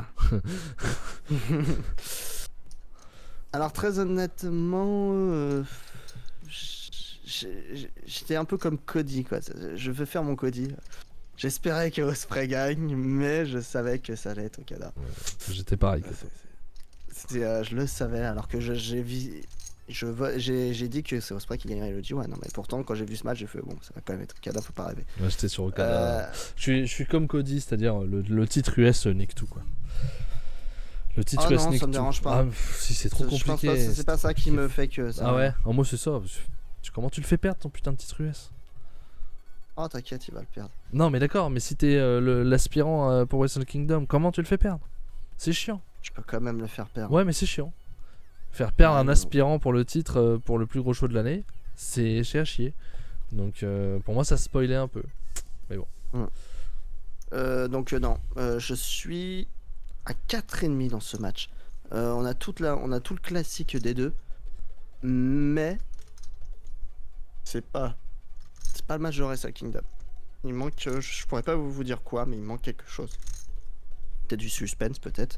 En tout cas, moi personnellement, j'en ai pas trop eu. Au final, alors même si je pensais que Ospreay au départ allait gagner le G1, j'ai changé d'avis petit à petit. Et pas trop de suspense. Et non, je suis à 4,5. Il manque ce truc. Il manque une étincelle. Il manque un truc en plus. Mais on est quand même sur de la masterclass. On est quand même sur un très gros match. À voir. À voir. Donc, allez voir ce match. Mais vraiment cool. Et Okada qui gagne, bien sûr. Qui va aller affronter sans aucun doute Jay White à Wrestle Kingdom. Oui, voilà. oui. Qu'est-ce que tu en as pensé? Et Polo qui dit j'ai large préféré celui-là à Wrestle Kingdom. Je suis pas d'accord non plus avec toi, Polo. Je suis comme Fab. J'ai mis 4,75, donc je suis un petit peu plus haut que Fab. J'ai beaucoup aimé ce match. C'était très très cool. J'ai même hésité à mettre 5, mais je me suis dit voilà, j'ai préféré celui de Wrestle Kingdom, donc je fais une différence. Et j'ai aucun doute sur le fait que j'ai préféré le Wrestle Kingdom. Pour moi, c'est le match de l'année. Il n'y a pas meilleur match cette année pour le moment. Le deuxième match, c'est FTR contre les Briscoe. C'est mes 2 salles 5. Donc voilà, donc je mets une petite note en dessous, 4,75. Petit match du coup entre les deux. Non, c'était super. Moi j'ai beaucoup aimé. J'ai pas ressenti. Si vous avez pas vu d'ailleurs, allez voir la vidéo de Cody. Il a fait une vidéo spécifique sur cette finale du climax chez les rebuts du catch. J'ai pas vu de lenteur au départ. Ça m'a pas choqué personnellement. C'est ça, ouais. Donc ça c'est ça me gêne pas ça là-dessus. Parce que quand Okada fait beaucoup des matchs méticuleux et lents au début, mais contre Ospreay, non. Mais même aucun adversaire fait des matchs lents contre Ospreay parce qu'Ospreay accélère le match. Donc tout de suite. Ouais, alors on me demande si c'est 4,75 plus ou 4,75 moins. Non, c'est 4,75. Je vais même pas mettre de petits plus, je vais le laisser à 4,75 celui-là. Sec, net, sec, sans bavure. Voilà. J'avais aussi l'espoir d'Ospreay, je voulais voir Ospreay gagner, mais non seulement le titre et le fait que Okada n'ait pas battu Jay White en demi-finale me faisaient dire que de toute façon ça sera Okada, ça ne pouvait pas. Le main event de Wrestle Kingdom ne pouvait pas être Jay White Ospreay. C'est impossible. Ceux qui me disent... parce que ça a été annoncé. Parce que justement, ce qu'on a oublié de dire, c'est que dans cette journée, il a été annoncé que Wrestle Kingdom se passera sur une seule journée et non 2. Donc à partir du moment où on sait ça aussi, peut-être que ça a joué en fait au final. Oui, aussi, oui. Dans mentalité, tu ne peux pas mettre... t'es obligé, de mettre un japonais dans le main event si c'est sur une journée. Sur 2 jours, ça va peut-être changer la donne. Parce qu'on aurait pu mettre la première journée des Gaijin et encore. Et après affronter Okada et encore. Même ça, c'est encore parce qu'affronter Okada, pour quelle raison, tu vois, faut quand même une raison à un moment donné. Oui, non, mais après ils peuvent trouver des manigances. Je te rappelle les manigances qu'ils nous ont fait donner à Arzane, c'était quand même tiré par les cheveux. Ibushi a perdu son truc, il lui laisse une chance de revenir. C'était tiré par les cheveux, mais c'est une sorte de revanche, tu vois. Bon. Mais bon, c'était quand même un peu. Mais voilà, moi, à la limite, ça aurait pu, et encore, oui, comme tu dis, il y avait peu de chance. Mais impossible qu'on mette 2 Gaijin dans le main event de Wrestle Kingdom. Je lis sur Twitter des gens qui mettent, ils ont pas eu les couilles de mettre 2 Gaijin en main event de Wrestle Kingdom. Mais ils ont raison, ils vendent des billets. Quelle est la question de couilles dans cette histoire? C'est juste logique en fait. C'est comme ça au Japon, hein, les gars. C'est jamais Gaijin contre Gaijin. Hein. Vous oubliez. Hein. Ça n'a aucun sens pour eux. Il faut un japonais. C'est comme ça. Le public, ils viennent voir des japonais, hein, ils adorent les gaijin, mais ils veulent en main event. Ça aurait été un affront de pas mettre de japonais dans le main event de Wrestle Kingdom, ils sont pas prêts. Et moi je suis très content que Wrestle Kingdom revienne sur une journée. En plus de 2 grands méchants dans le main event, non, c'est pas logique. Non, ça n'aurait eu aucun sens. C'est les 2 gros heels de la compagnie en plus. C'est pour moi que la seule chance c'était que Okada batte Jay White dans le tournoi pour lui prendre le titre avant le Wrestle Kingdom. Voilà, c'était la seule possibilité. Comme ça n'a pas été le cas. À cause de Tamatonga, bah voilà, il y avait plus trop d'espoir, mais non, mais super match, faut aller le voir si vous l'avez pas vu, franchement, regardez-le. Donc voilà, et bah voilà, on part sur un Okada Jay White en main event de Wrestle Kingdom sur une journée. Encore une fois, ça c'est très cool, ça va condenser les matchs et c'est une très bonne chose pour moi. Et donc voilà, on est parti là-dessus et c'est très cool. J'ai mis une petite image de Royal Quest du coup.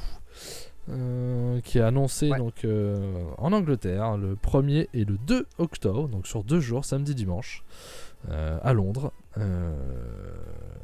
Donc ça c'est très cool, très très cool. On va voir ce qu'ils vont nous faire, là c'est sur 2 jours donc. Je sais pas ce qu'il va y avoir. Il va y avoir des vrais matchs parce que je pense que ils peuvent mettre le Jay White Tamatonga par exemple là-dedans. Ça, c'est possible. Hein. Ouais, ça va. Ouais, mais c'est tard quand même. Bah non, parce qu'ils ont une tournée là tout septembre. Là. Tout septembre, ils ont déjà annoncé les dates et tout, donc. Et il a été annoncé aussi un autre show le 28 octobre aux États-Unis. Oui. On va avoir le Rumble on je sais plus quoi. On fire. Rumble on. Genre, je sais plus. Rumble, je sais plus quoi. Qui va avoir lieu à New York. Et la particularité de ce show qui va avoir lieu aux États-Unis, c'est que c'est New Japan et Stardom qui vont être dedans. Donc c'est une première. C'est une grande première. Donc à voir le 28 octobre. Donc c'est cool. New Japan qui part partout là, qui part en tournée mondiale. Donc ouais, j'ai envie de voir ça. On va en parler de toute façon. Rumble on 44th Street sur la 4ème avenue. 44ème avenue, pardon. Qu'est-ce qu'on nous dit? On nous dit Loïc qui me demande, qui dit je sais bien, mais j'aurais aimé avoir un deuxième Gaijin gagné après Omega. Rappelons juste qu'Ospreay a 29 ans. Il a le temps de le gagner son climax. Vous inquiétez pas, je mets ma main à couper qu'il le gagnera. À un moment donné, il le gagne, sauf s'il part de NJP, bien entendu. C'est ce qui ne détruit pas définitivement non plus. Mais ça j'y crois pas. Je pense qu'il y a plus de chances qu'il se casse qu'il prenne sa retraite, on va dire. Donc bon, voilà, il a 29 ans, il gagnera. Si c'est pas lui, c'est Jay White qui gagnera, qui sera le deuxième Gaijin. Vous inquiétez pas. Merci à Twitter. Putain, chier. Qu'est-ce qu'il y a? Tu t'es fait spoil d'un truc. Ah ouais, de Rêve Pro. Alors que ça n'arrive jamais. Merci aux fans de la Rêve Pro qui diffusent les photos. Merci à l'algorithme de Twitter. Merde. Merde. Oui, parce que le gros show de Rêve Pro là, actuellement. Ouais. Donc ouais. Parce que Will Ospreay défend son titre contre son titre Rêve Pro ce soir. Contre Ricky Knight Jr. en main event. Donc, voilà. Super match, hein, je vous le conseille si vous pouvez le voir. On espère pouvoir le voir. On a déjà dit la dernière fois qu'on voulait vous parler de Rêve Pro. Le show n'est jamais sorti, ou en tout cas pas assez rapidement. Il est sorti depuis, je crois que je l'ai vu il y a 2 jours. Voilà, donc c'est beaucoup trop tard, donc on a laissé tomber. Si celui-là sort cette semaine, on vous en parlera la semaine prochaine. Voilà, c'était l'anniversaire de Rêve Pro sur 2 jours, sur tout le week-end. Tout à fait. Qu'est-ce qu'on nous dit? On parle de Pac, qui pourrait faire un coucou à Wild Quest. Ça serait très logique effectivement qu'on ait pour le titre All Atlantic un Pac versus quelqu'un. J'aimerais voir ça en effet. Donc voilà, on a fait le tour. Hein. Ouais, on va continuer avec DDT du coup. Allez, tac. Le Wrestle Peter Pan 2022. Exact. Voilà, ça avait lieu à Tokyo, à Lotus City General Gymnasium. Il y avait 1250 personnes, donc ce qui est assez costaud pour DDT. DDT, petite compagnie qui appartient à Saber Agents, pour ceux qui ne savent pas. Alors attends, je te coupe. Jérém qui nous dit il a affronté Mike Bailey hier, très bon match. T'as vu le match, Jérém? Parce que si c'est à Rêve Pro, c'est pas diffusé. Donc, comment as-tu le match? Comment as-tu le match, comme dirait Jérém? Comment as-tu? Je sais qu'ils parlent bizarre les Québécois, mais ils inversent pas les trucs. Oh, via beaucoup de stories Insta. Oui, bon, en même temps, oui, c'est pas là. Ah oui, donc okay. Oui, ouais. On va regarder le match avant de dire que c'était un super match. Ouais. Vraiment, hein. Plutôt que des gifs. Donc voilà. DDT, qui est une particularité pour ceux qui ne savent pas, qui est une compagnie très comédie et qui a une partie comédie très très hard et une partie très sérieuse. C'est là où bien sûr à Konosuke Takeshita que vous avez vu chez AEW récemment. Donc c'est là où il vient. Donc on va en parler rapidement. En fait, on va surtout parler du main event. Je vais vous donner les résultats des matchs. Ça va être plus simple parce que le reste c'est bien, mais c'est t'as tout vu, donc si t'as des mots à dire sur certains matchs, vas-y. Hein. Ouais, voilà, mais voilà, sans plus. Donc le premier match, c'était un opener, c'était entre les jeunes de la compagnie plus un senior qui les entraîne souvent. C'était Burning avec. Vas-y, continue. C'était Burning avec Yusuke Okada et Yuka Koroku. Donc Yusuke Okada qui est le frère de Kazuchika, pas du tout. Pas du tout. Qui est le bras droit entre guillemets d'Akiyama dans le centre d'entraînement de DDT. Donc il était avec ses petits jeunes, ses petits poulains. Et il s'était accompagné de Illusion. Illusion, c'est un... On ne sait pas qui est derrière le masque, mais c'est un jeune adolescent qui a 14-15 ans, quelque chose comme ça. Qui a affronté Takeshi Masada, qui vient d'arriver dans la compagnie, qui est un des nouveaux jeunes, qui devrait plaire à Max, d'ailleurs. D'accord. Il va falloir que tu ailles voir ce Takeshi Masada. Toi Kojima, qui est du côté du Sona Club. Pourquoi il me plaira? Parce que c'est un très bon kicker. Ok. Donc voilà. Un excellent clicker. Et Yuki Ishida qui a commencé il n'y a pas très longtemps aussi, qui est un des derniers arrivés. Et qui est vraiment cool aussi. C'est une petite boule de brute, une petite brute. Un opener, ça n'a aucun sens. Un match vraiment sympa, vraiment vivant. Des très très bons jeunes. Ils ont vraiment des super catcheurs. Yukiya Koroku, c'est un nerveux de première. C'est un petit endo, un petit teigneux là. Il est entraîné par Akiyama aussi. Vraiment cool. C'est Koroku qui gagne le match d'ailleurs. Je crois qu'il fait abandonner Toi Kojima. C'est plutôt cool. Et Takeshi Masada, je crois qu'il faisait son deuxième match chez DDT seulement. Super sympa. Très très bon kicker. J'ai vu ses kicks, j'ai fait ah ouais, lui il est bien. Il est intéressant quand même. Catcher, cheveux longs, un peu samouraï dans le style, mais il envoie, il rigole pas. C'est pas un poète. Donc si vous aimez découvrir des jeunes catcheurs, allez voir. C'est sympa. C'est disponible sur le Cyberfight, enfin Wrestle Universe. Pour ceux, vous le savez, je pense à la plupart des gens, mais je le dis. Donc voilà. D'ailleurs, on passe par le 3-way 6-man tag team match. C'était le match comédie de la soirée. Alors, on avait les phéromones Danshoku Dino, Koju Takeda, qui est le nouvel arrivant de DDT qui vient de la 666, et qui est le nouveau membre des phéromones, et Yuki Sexy Ino, accompagné de Yumehito Imanari. Ils ont battu les Disaster Box, Kazuki Hirata, Toru Uehashi et Antonio Honda. Et de l'autre côté, c'était Super Sasandango Machine, Yuji Ino et Yukio Naya. Pour la petite histoire, Yuji Ino et Sasandango Machine ont inversé leur rôle, en tout cas en début de match. En gros, Yuji Ino a mis le masque de Sasandango Machine, et Sasandango Machine a fait un cosplay de Yuji Ino. Il est arrivé avec des gros bras comme ça, il a fait des pattes avec une moustache, il se foutait littéralement de sa gueule.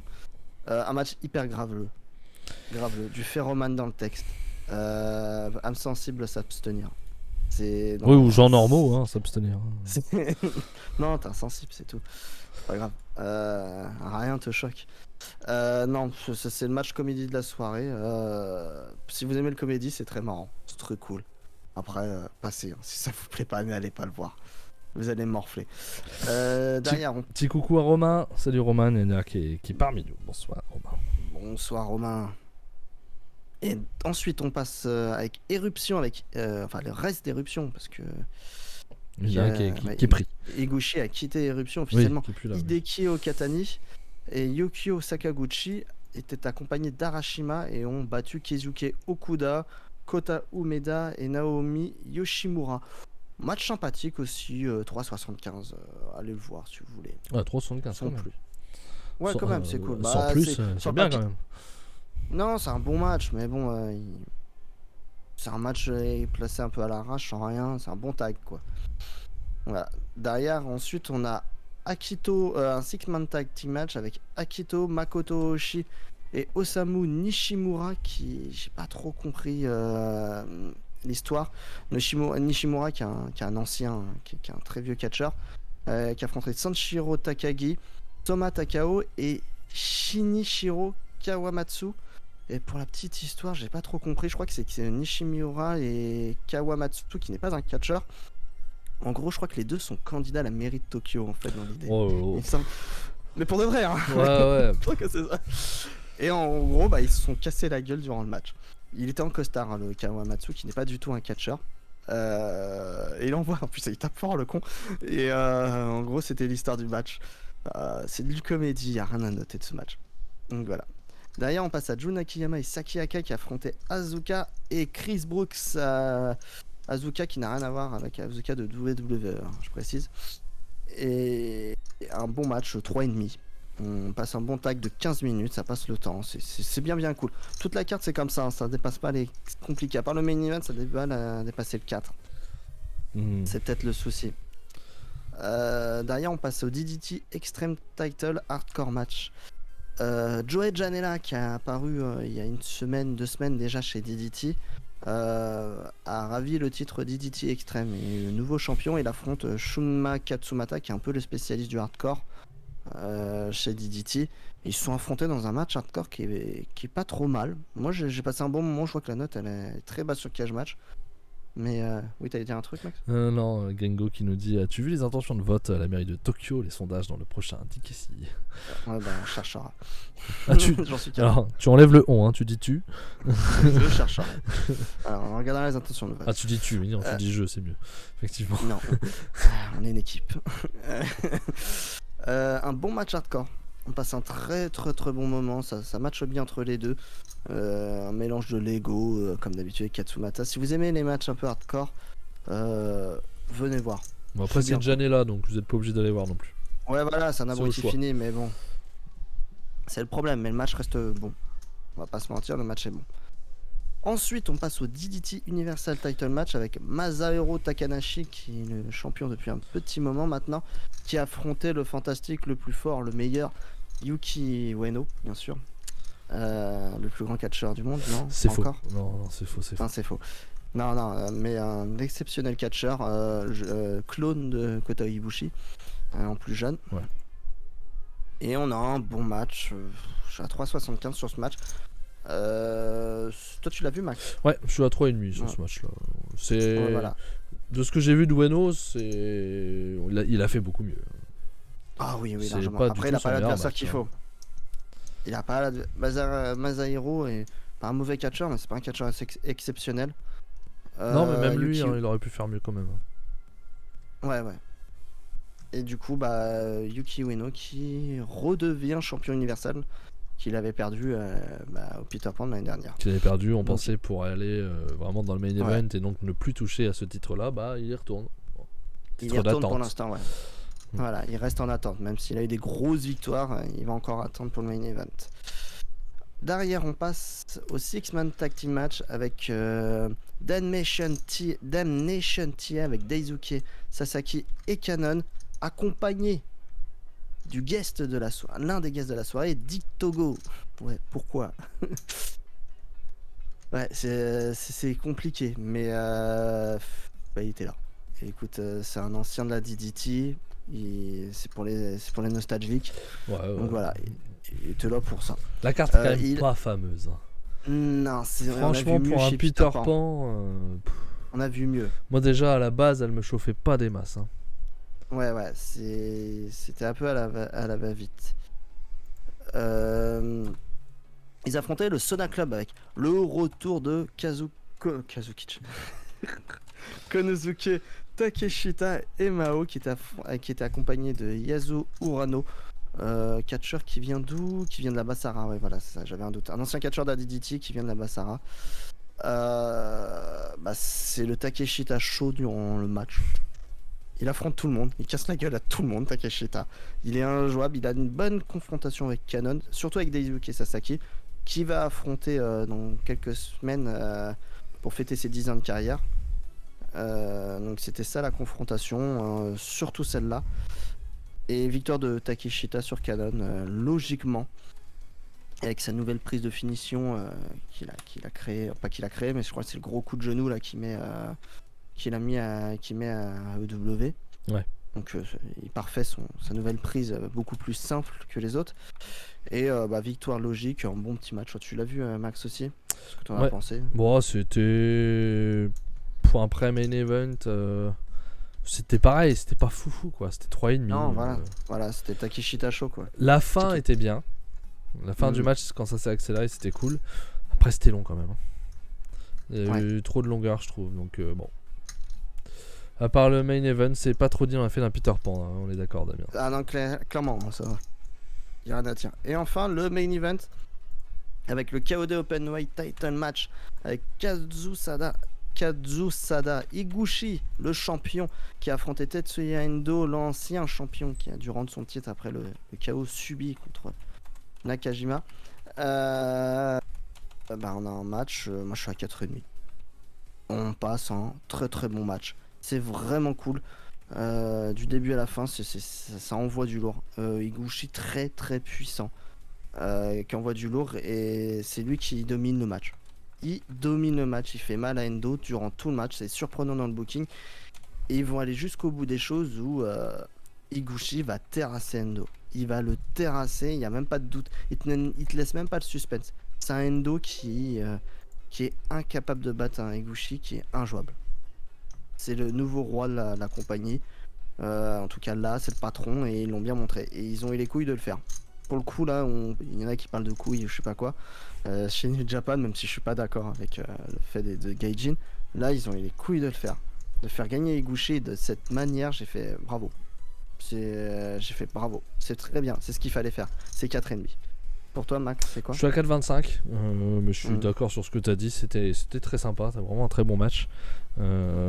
Très content aussi de voir Higuchi gagner, parce que moi c'est un catcheur que j'aime bien. J'étais content qu'il prenne le titre à l'époque. J'avais des gros doutes sur le fait qu'il garde le titre. Je pensais qu'ils allaient le rendre à Endo, effectivement. C'était très cool, très content que Higuchi gagne. C'était un Higuchi très puissant, comme tu as dit, qui a totalement bouffé Endo qui nous a fait des prises, un peu de voltage, etc. Un Endo comme moi je l'aime beaucoup, hein. J'ai toujours eu une petite préférence pour Endo par rapport à Takeshita au Japon. Après, avec ce que fait Takeshita aux États-Unis, peut-être que ça va changer parce que vraiment sa façon de s'exporter m'a vraiment épaté. Donc non, super match, faut le voir, c'est un des matchs de la semaine. On va en parler de toute façon. Higuchi qui, comme tu dis, devient le monstre de DDT, et il va falloir aller le chercher. Et fin du match, que s'est-il passé? Qui a-t-il défié? C'est Higuchi lui-même qui le fait. Il prend le micro et il défie Takeshita, parce qu'il veut prouver que c'est lui le patron. Donc pour être le vrai patron, il faut affronter l'autre patron, l'ace de la compagnie, donc Takeshita, le donc, futur ex-ace. Ouais, à mon avis, oui. Ça sent quand même là ça commence vraiment. On fête son anniversaire contre Sasaki, qui est quand même une pointure de la DDT. Derrière, t'as un match de championnat contre Higuchi. Ça sent vraiment la fin pour Takeshita. Et on a oublié de dire quelque chose, notamment dans la journée normalement où il y aura le Higuchi Takeshita, on a un nouvel arrivant qui fera face à Ueno. C'est qui déjà? Ah oui, je l'ai complètement zappé. Ça c'est très bien. C'est très bien. Il a été annoncé durant le show que Cara Noir va débarquer chez DDT. Et à la fin du match, on nous annonce, à la fin du match de Yuki Ueno, on nous annonce que Cara Noir sera le premier challenger du nouveau règne de Yuki Ueno. Donc le même jour, j'ai plus la date. 25 septembre, un truc comme ça. Un truc comme ça, c'est fin septembre, ouais. Donc le même jour que Takeshita, on aura un Higuchi Takeshita et un Yuki Ueno Cara Noir. On va en parler. Voilà, la carte sera déjà donc plus belle que Peter Pan. Ouais, c'est vrai. Hein. Donc c'est assez dingue, ça va être très cool. Je suis content, ça va matcher, hein, Takeshita. Cara Noir, ça va aller, hein, chez DT, ça va être ta gimmick est parfaite pour. Ouais, c'est sûr. On va passer un bon moment. Pour la petite histoire, Endo a dit en interview que il y a un nouveau patron chez DDT, c'est Higuchi, qui pensait que en gros, il a dit une kayfabe, qui pensait reprendre le titre, et quand il a été qui pensait à reprendre le titre, qu'il était fort, et quand il s'est retrouvé face à Higuchi, il a compris qu'Higuchi était déjà le champion et que c'est lui le nouveau patron. C'est ce qu'il a dit en interview. En gros, il donne les clés, en tout cas là pour l'instant, à Higuchi. À voir ce que va faire DDT, mais ça pourrait être la grosse surprise. Higuchi peut-être, je sais pas, mais il pourrait être la grosse surprise et vraiment avoir une énorme domination en fait. Ah, on va voir, hein. Pour l'instant plus c'est que prévu. Que quelques. Mais bon, pour moi, il n'y a aucun doute que Higuchi batte Takeshita. En plus. Et ça serait énorme. Battre Endo et Takeshita chez DDT, c'est juste hallucinant de faire ça. Pour moi, il bat les deux. Il bat Takeshita, bien entendu. Même, pour moi, ça serait hallucinant et là pas trop de suspense même pour moi pour ce match. Ouais, je pense parce que Takeshita a dit clairement sur les réseaux sociaux qu'il est déjà en train de faire les formalités pour repartir en octobre. Dès octobre aux États-Unis. Donc là, c'est comme Takeshita qui contre Claudio Castagnoli, tu vois. Et alors qu'on sait qu'il repart au Japon, bah là c'est à l'inverse. Et on sait qu'il repart aux États-Unis. Donc voilà. En gros, il est rentré. À mon avis, c'est juste une histoire de papier, à mon avis. Oui, déjà de visa et puis aussi et son côté, anniversaire de carrière. Faire ses 10 ans de carrière. Donc voilà. Mais c'est tout. Donc Takeshita va perdre son match. Et Ibushi va avoir un très gros règne et c'est très bien. Il y a du renouvellement chez DDT. C'est ça qui est bien chez DDT. Même si vous aimez pas le comédie, le main event, il y a toujours du renouvellement. Ouais, mais l'event c'est toujours bien. Et c'est toujours bien booké.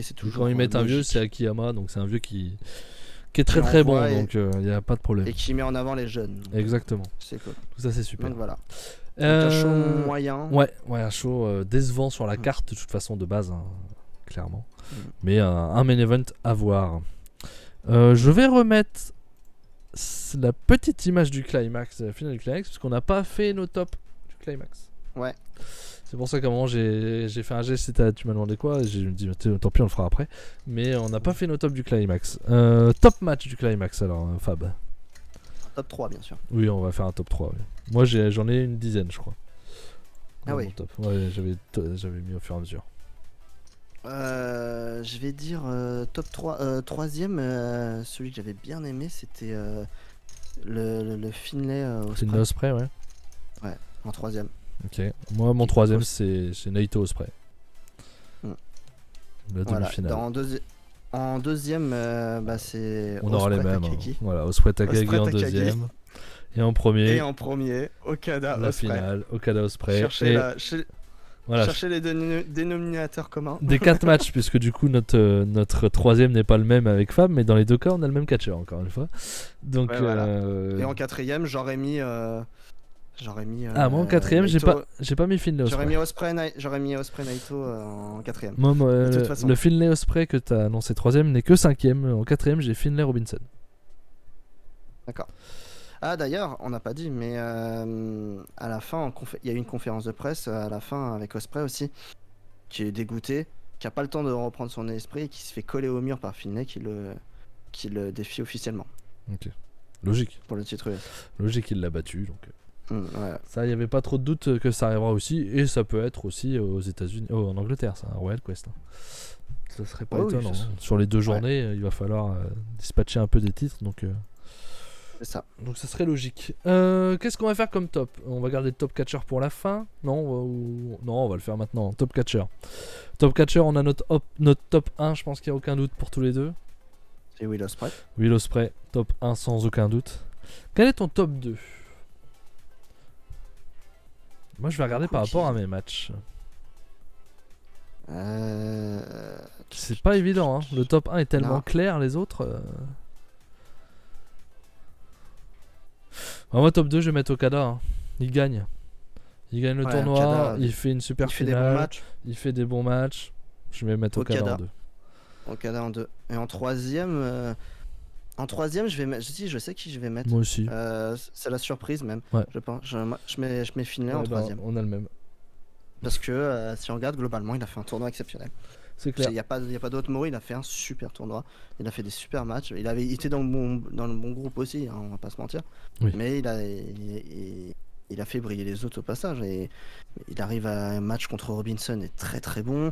Contre Ospreay, c'est cool. Contre Takagi, c'est cool. Enfin, non, il n'y a rien à dire. C'est vraiment bien. Donc, fini en troisième. Ouais, je vois un peu les tops de chacun. Ospreay Takagi, Ospreay Naito, Ospreay Okada. On est un peu dans les mêmes esprits. Hein. Ospreay dans tous les matchs. T'as Jérém qui nous met Jonah Okada en troisième. Moi, j'ai pas été autant subjugué que toi par ce match, Jérém.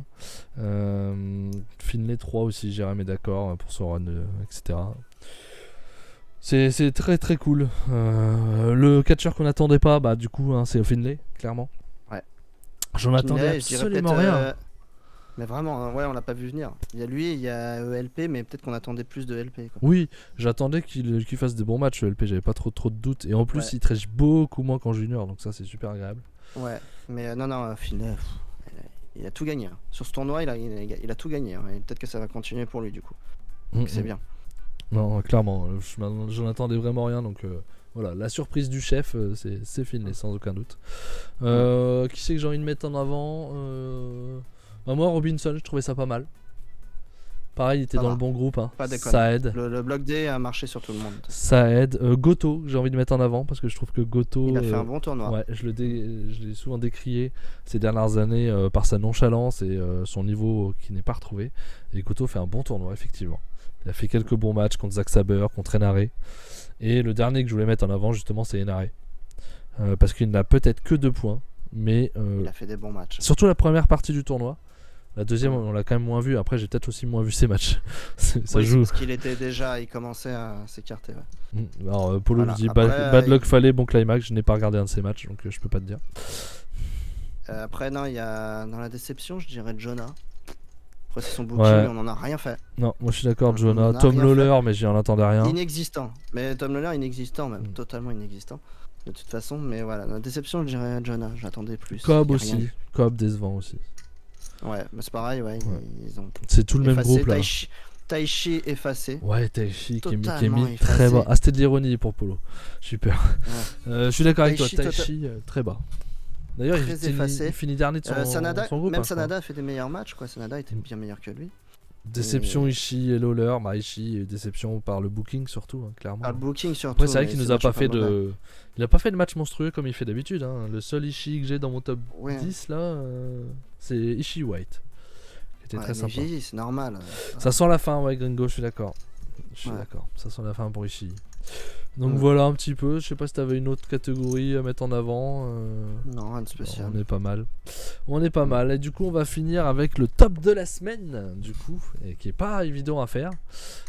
Qui est pas évident à faire du tout. Je le dis tout de suite, j'ai été obligé de jarter du top le Naito Ospreay. Donc la demi-finale du Climax ne sera pas dans mon top 3, il est 4ème. Climax décevant, globalement, on est tout à fait d'accord, Paul. Ouais, c'est pas le meilleur. Non, on l'a eu. Voilà. Un 4,75 pour moi, un 4,5, 2 4,5 pour Fab. C'est un peu léger. Il n'y a pas eu plus haut. Ouais. C'est un peu léger. Surtout, il n'y a pas eu beaucoup. Pourtant, je note plus gentiment que Max, en habitude. Je suis vraiment gentil. À part peut-être pour Ospreay où je m'envole dans mes notes. Voilà, comme Ospreay. C'est ça. Mes notes font des flips. Voilà. Troisième, c'est Daniel Garcia contre Brian Danielson. Ok. Dans ce top. Deuxième, Tetsuya Endo contre Kazusada Higuchi, je le mets pas premier. Et premier Okada contre Will Ospreay. Mais quand on parle d'un top 3, on croirait le top 3 de l'année. Non, c'est juste le top 3 de la semaine. C'est juste le top 3 de la semaine. Hein. Bonne semaine, les gens. Donc moi, je suis comme toi, sauf que j'inverse Brian Danielson Garcia et Higuchi Endo. D'accord, tu les mets 2 et 3. Ouais, je mets Brian Danielson Garcia en 2 et Higuchi Endo en 3. Et bien entendu, Okada Ospreay en 1. Damien nous met Okada Ospreay, Endo Higuchi, Garcia Danielson. Comme toi, Damien. Jérém, Jérém, finale du J1. 2, retour de Omega. Et 3, le 5-way avec la pop. On n'a pas regardé. Mais tu y étais, toi, à SmackDown, donc à Montréal. Ouais. T'étais à Montréal. Ouais, il est tard. Donc bon, ça joue pour la pop que t'as pu ressentir forcément. VVE. Alors, peut-être qu'on s'avance. Attention. Peut-être qu'on s'avance. Mais VVE, qu'on vous parlera sûrement début septembre. Voilà. Dans des Kiki des Crafts, puisqu'on vous parle de notre semaine, de ce qu'on a regardé. Et Fab et moi avons envie de regarder Battle of Castle. Non, Castle of Attack. C'est quoi le nom du pay-per-view, enfin du PLE? Castle of Clash of Castle. Clash of Castle. La bataille des châteaux. Voilà. On va regarder ça. Il va falloir envie de regarder, on se force pas. Que Fab nous fasse un overlay avec un logo VVE dessus, dis donc. Profitez. Donc on a envie. Triple H nous donne de l'espoir. Avec un public qui va être chaud bouillant. Donc, c'est ça. Les Gallois et les Anglais vont être chaud bouillants, donc ça va être cool. Clash at the Castle. Ah, on a oublié le. Donc c'est pas la bataille des châteaux, c'est la bataille au château. C'est pas pareil. Ils vont dans un château. Un château en Espagne? Non, c'est pas ça. C'est pas là. Non, c'est pas ça. Donc voilà. La semaine prochaine, on va vous parler d'AEW Dynamite, bien sûr, et AEW. Ça, c'est moins sûr. Non, on verra le résultat. Il y a quand même Claudio Castagnoli contre Dustin Rhodes pour l'instant. Voilà, il y a des guillemets sur tout le reste parce que il y aura pas de New Japan, il y aura pas de Noah. On va pas parler de Noah. On a décidé de pas. Ça dépend. Je sais plus quand est la finale. Non, c'est début septembre, je crois. Ouais, c'est septembre. Ouais, c'est pas tout de suite. Donc voilà. Donc N1, il y a peu de chances qu'on en parle. Voilà. Noah, allez voir les rebuts du catch le mercredi. Voilà. Ils en ont parlé avec Saru, Cody et Saru la semaine dernière. Ils en parleront encore, j'imagine. Non, j'ai peut-être une connerie. Il doit pas y avoir. Je sais pas s'il y a un mercredi la semaine prochaine. Ouais, j'ai un doute. On verra. Allez voir sur les réseaux sociaux, suivez les réseaux sociaux de Cody. Il n'y a pas de mercredi. Ouais. Je crois qu'il est en congé. Je suis quasiment sûr, à 90%. Il me semble qu'il est en vacances. Donc il y aura sûrement. Ouais, voilà. On a envie aussi de voir peut-être Glade qui a lieu mercredi. Ouais, ça on va voir. Avec un match, avec une finale de tournoi et un match de championnat pour Lindaman. Et ça c'était de mon côté, j'ai proposé ça à Max, il m'a dit pourquoi pas. Ouais, on nous confirme que Cody est en congé, donc pas de mercredi, hein, excusez-moi. Voilà. Donc, voilà. Et je l'ai proposé à Max, ça a lieu là dans 2 heures en plus je crois, mais ça sera la semaine prochaine.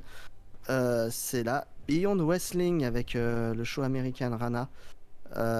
Qui va être sur le papier bien cool. Je vous enverrai limite sur Twitter ou sur le Discord, je vous enverrai la carte si ça vous plaît. C'est sur AEW TV et on va avoir c'est un show spécial de Beyond assez costaud et ça a lieu cette nuit. Et envie de vous parler, par exemple il y a Eddie Kingston qui est là, il y a Wheeler Yuta, il y a Timothy Thatcher, Trish Adora, Lufisto, mon petit chouchou de l'indie Alec Price, il y a Ortiz aussi qui est là, il y a Masha Slamovich de Impact Wrestling. Enfin, la carte est costaud, donc pour une fois on a le temps, donc on va parler un peu d'indie US. Voilà, moins de japonais, donc on va pouvoir faire autre chose, on verra effectivement comment Fab va le regarder, c'est sûr. Moi, on verra. Je picorerai peut-être dedans ou suivant mon envie, je regarderai. On espère Ref Pro, mais bon, on a des doutes vu ce qui s'est passé la dernière fois. On y croit moyen quand même. Mais bon, voilà, j'aimerais vraiment pouvoir parler de Ref Pro, vraiment. Et puis voilà, hein, ce sera déjà bien. Hein. Il y a aussi House of Glory, c'est le dimanche, donc ça sera la semaine d'après. Il y a un beau show House of Glory aussi qui va bientôt arriver. Donc voilà, on va parler un peu moins de japonais là pendant les prochains mois, pendant les prochaines semaines, parce que ça va être calme. NJP, ça va être calme. On parlera sûrement de Noah sur la fin, pour peut-être les derniers matchs de bloc et la finale, je pense.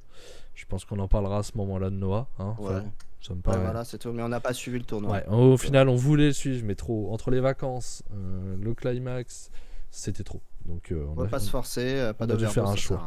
Voilà. On a dû faire un choix. Donc voilà, on va s'arrêter là-dessus sur le programme de la semaine prochaine. On va dire au revoir à YouTube comme d'habitude.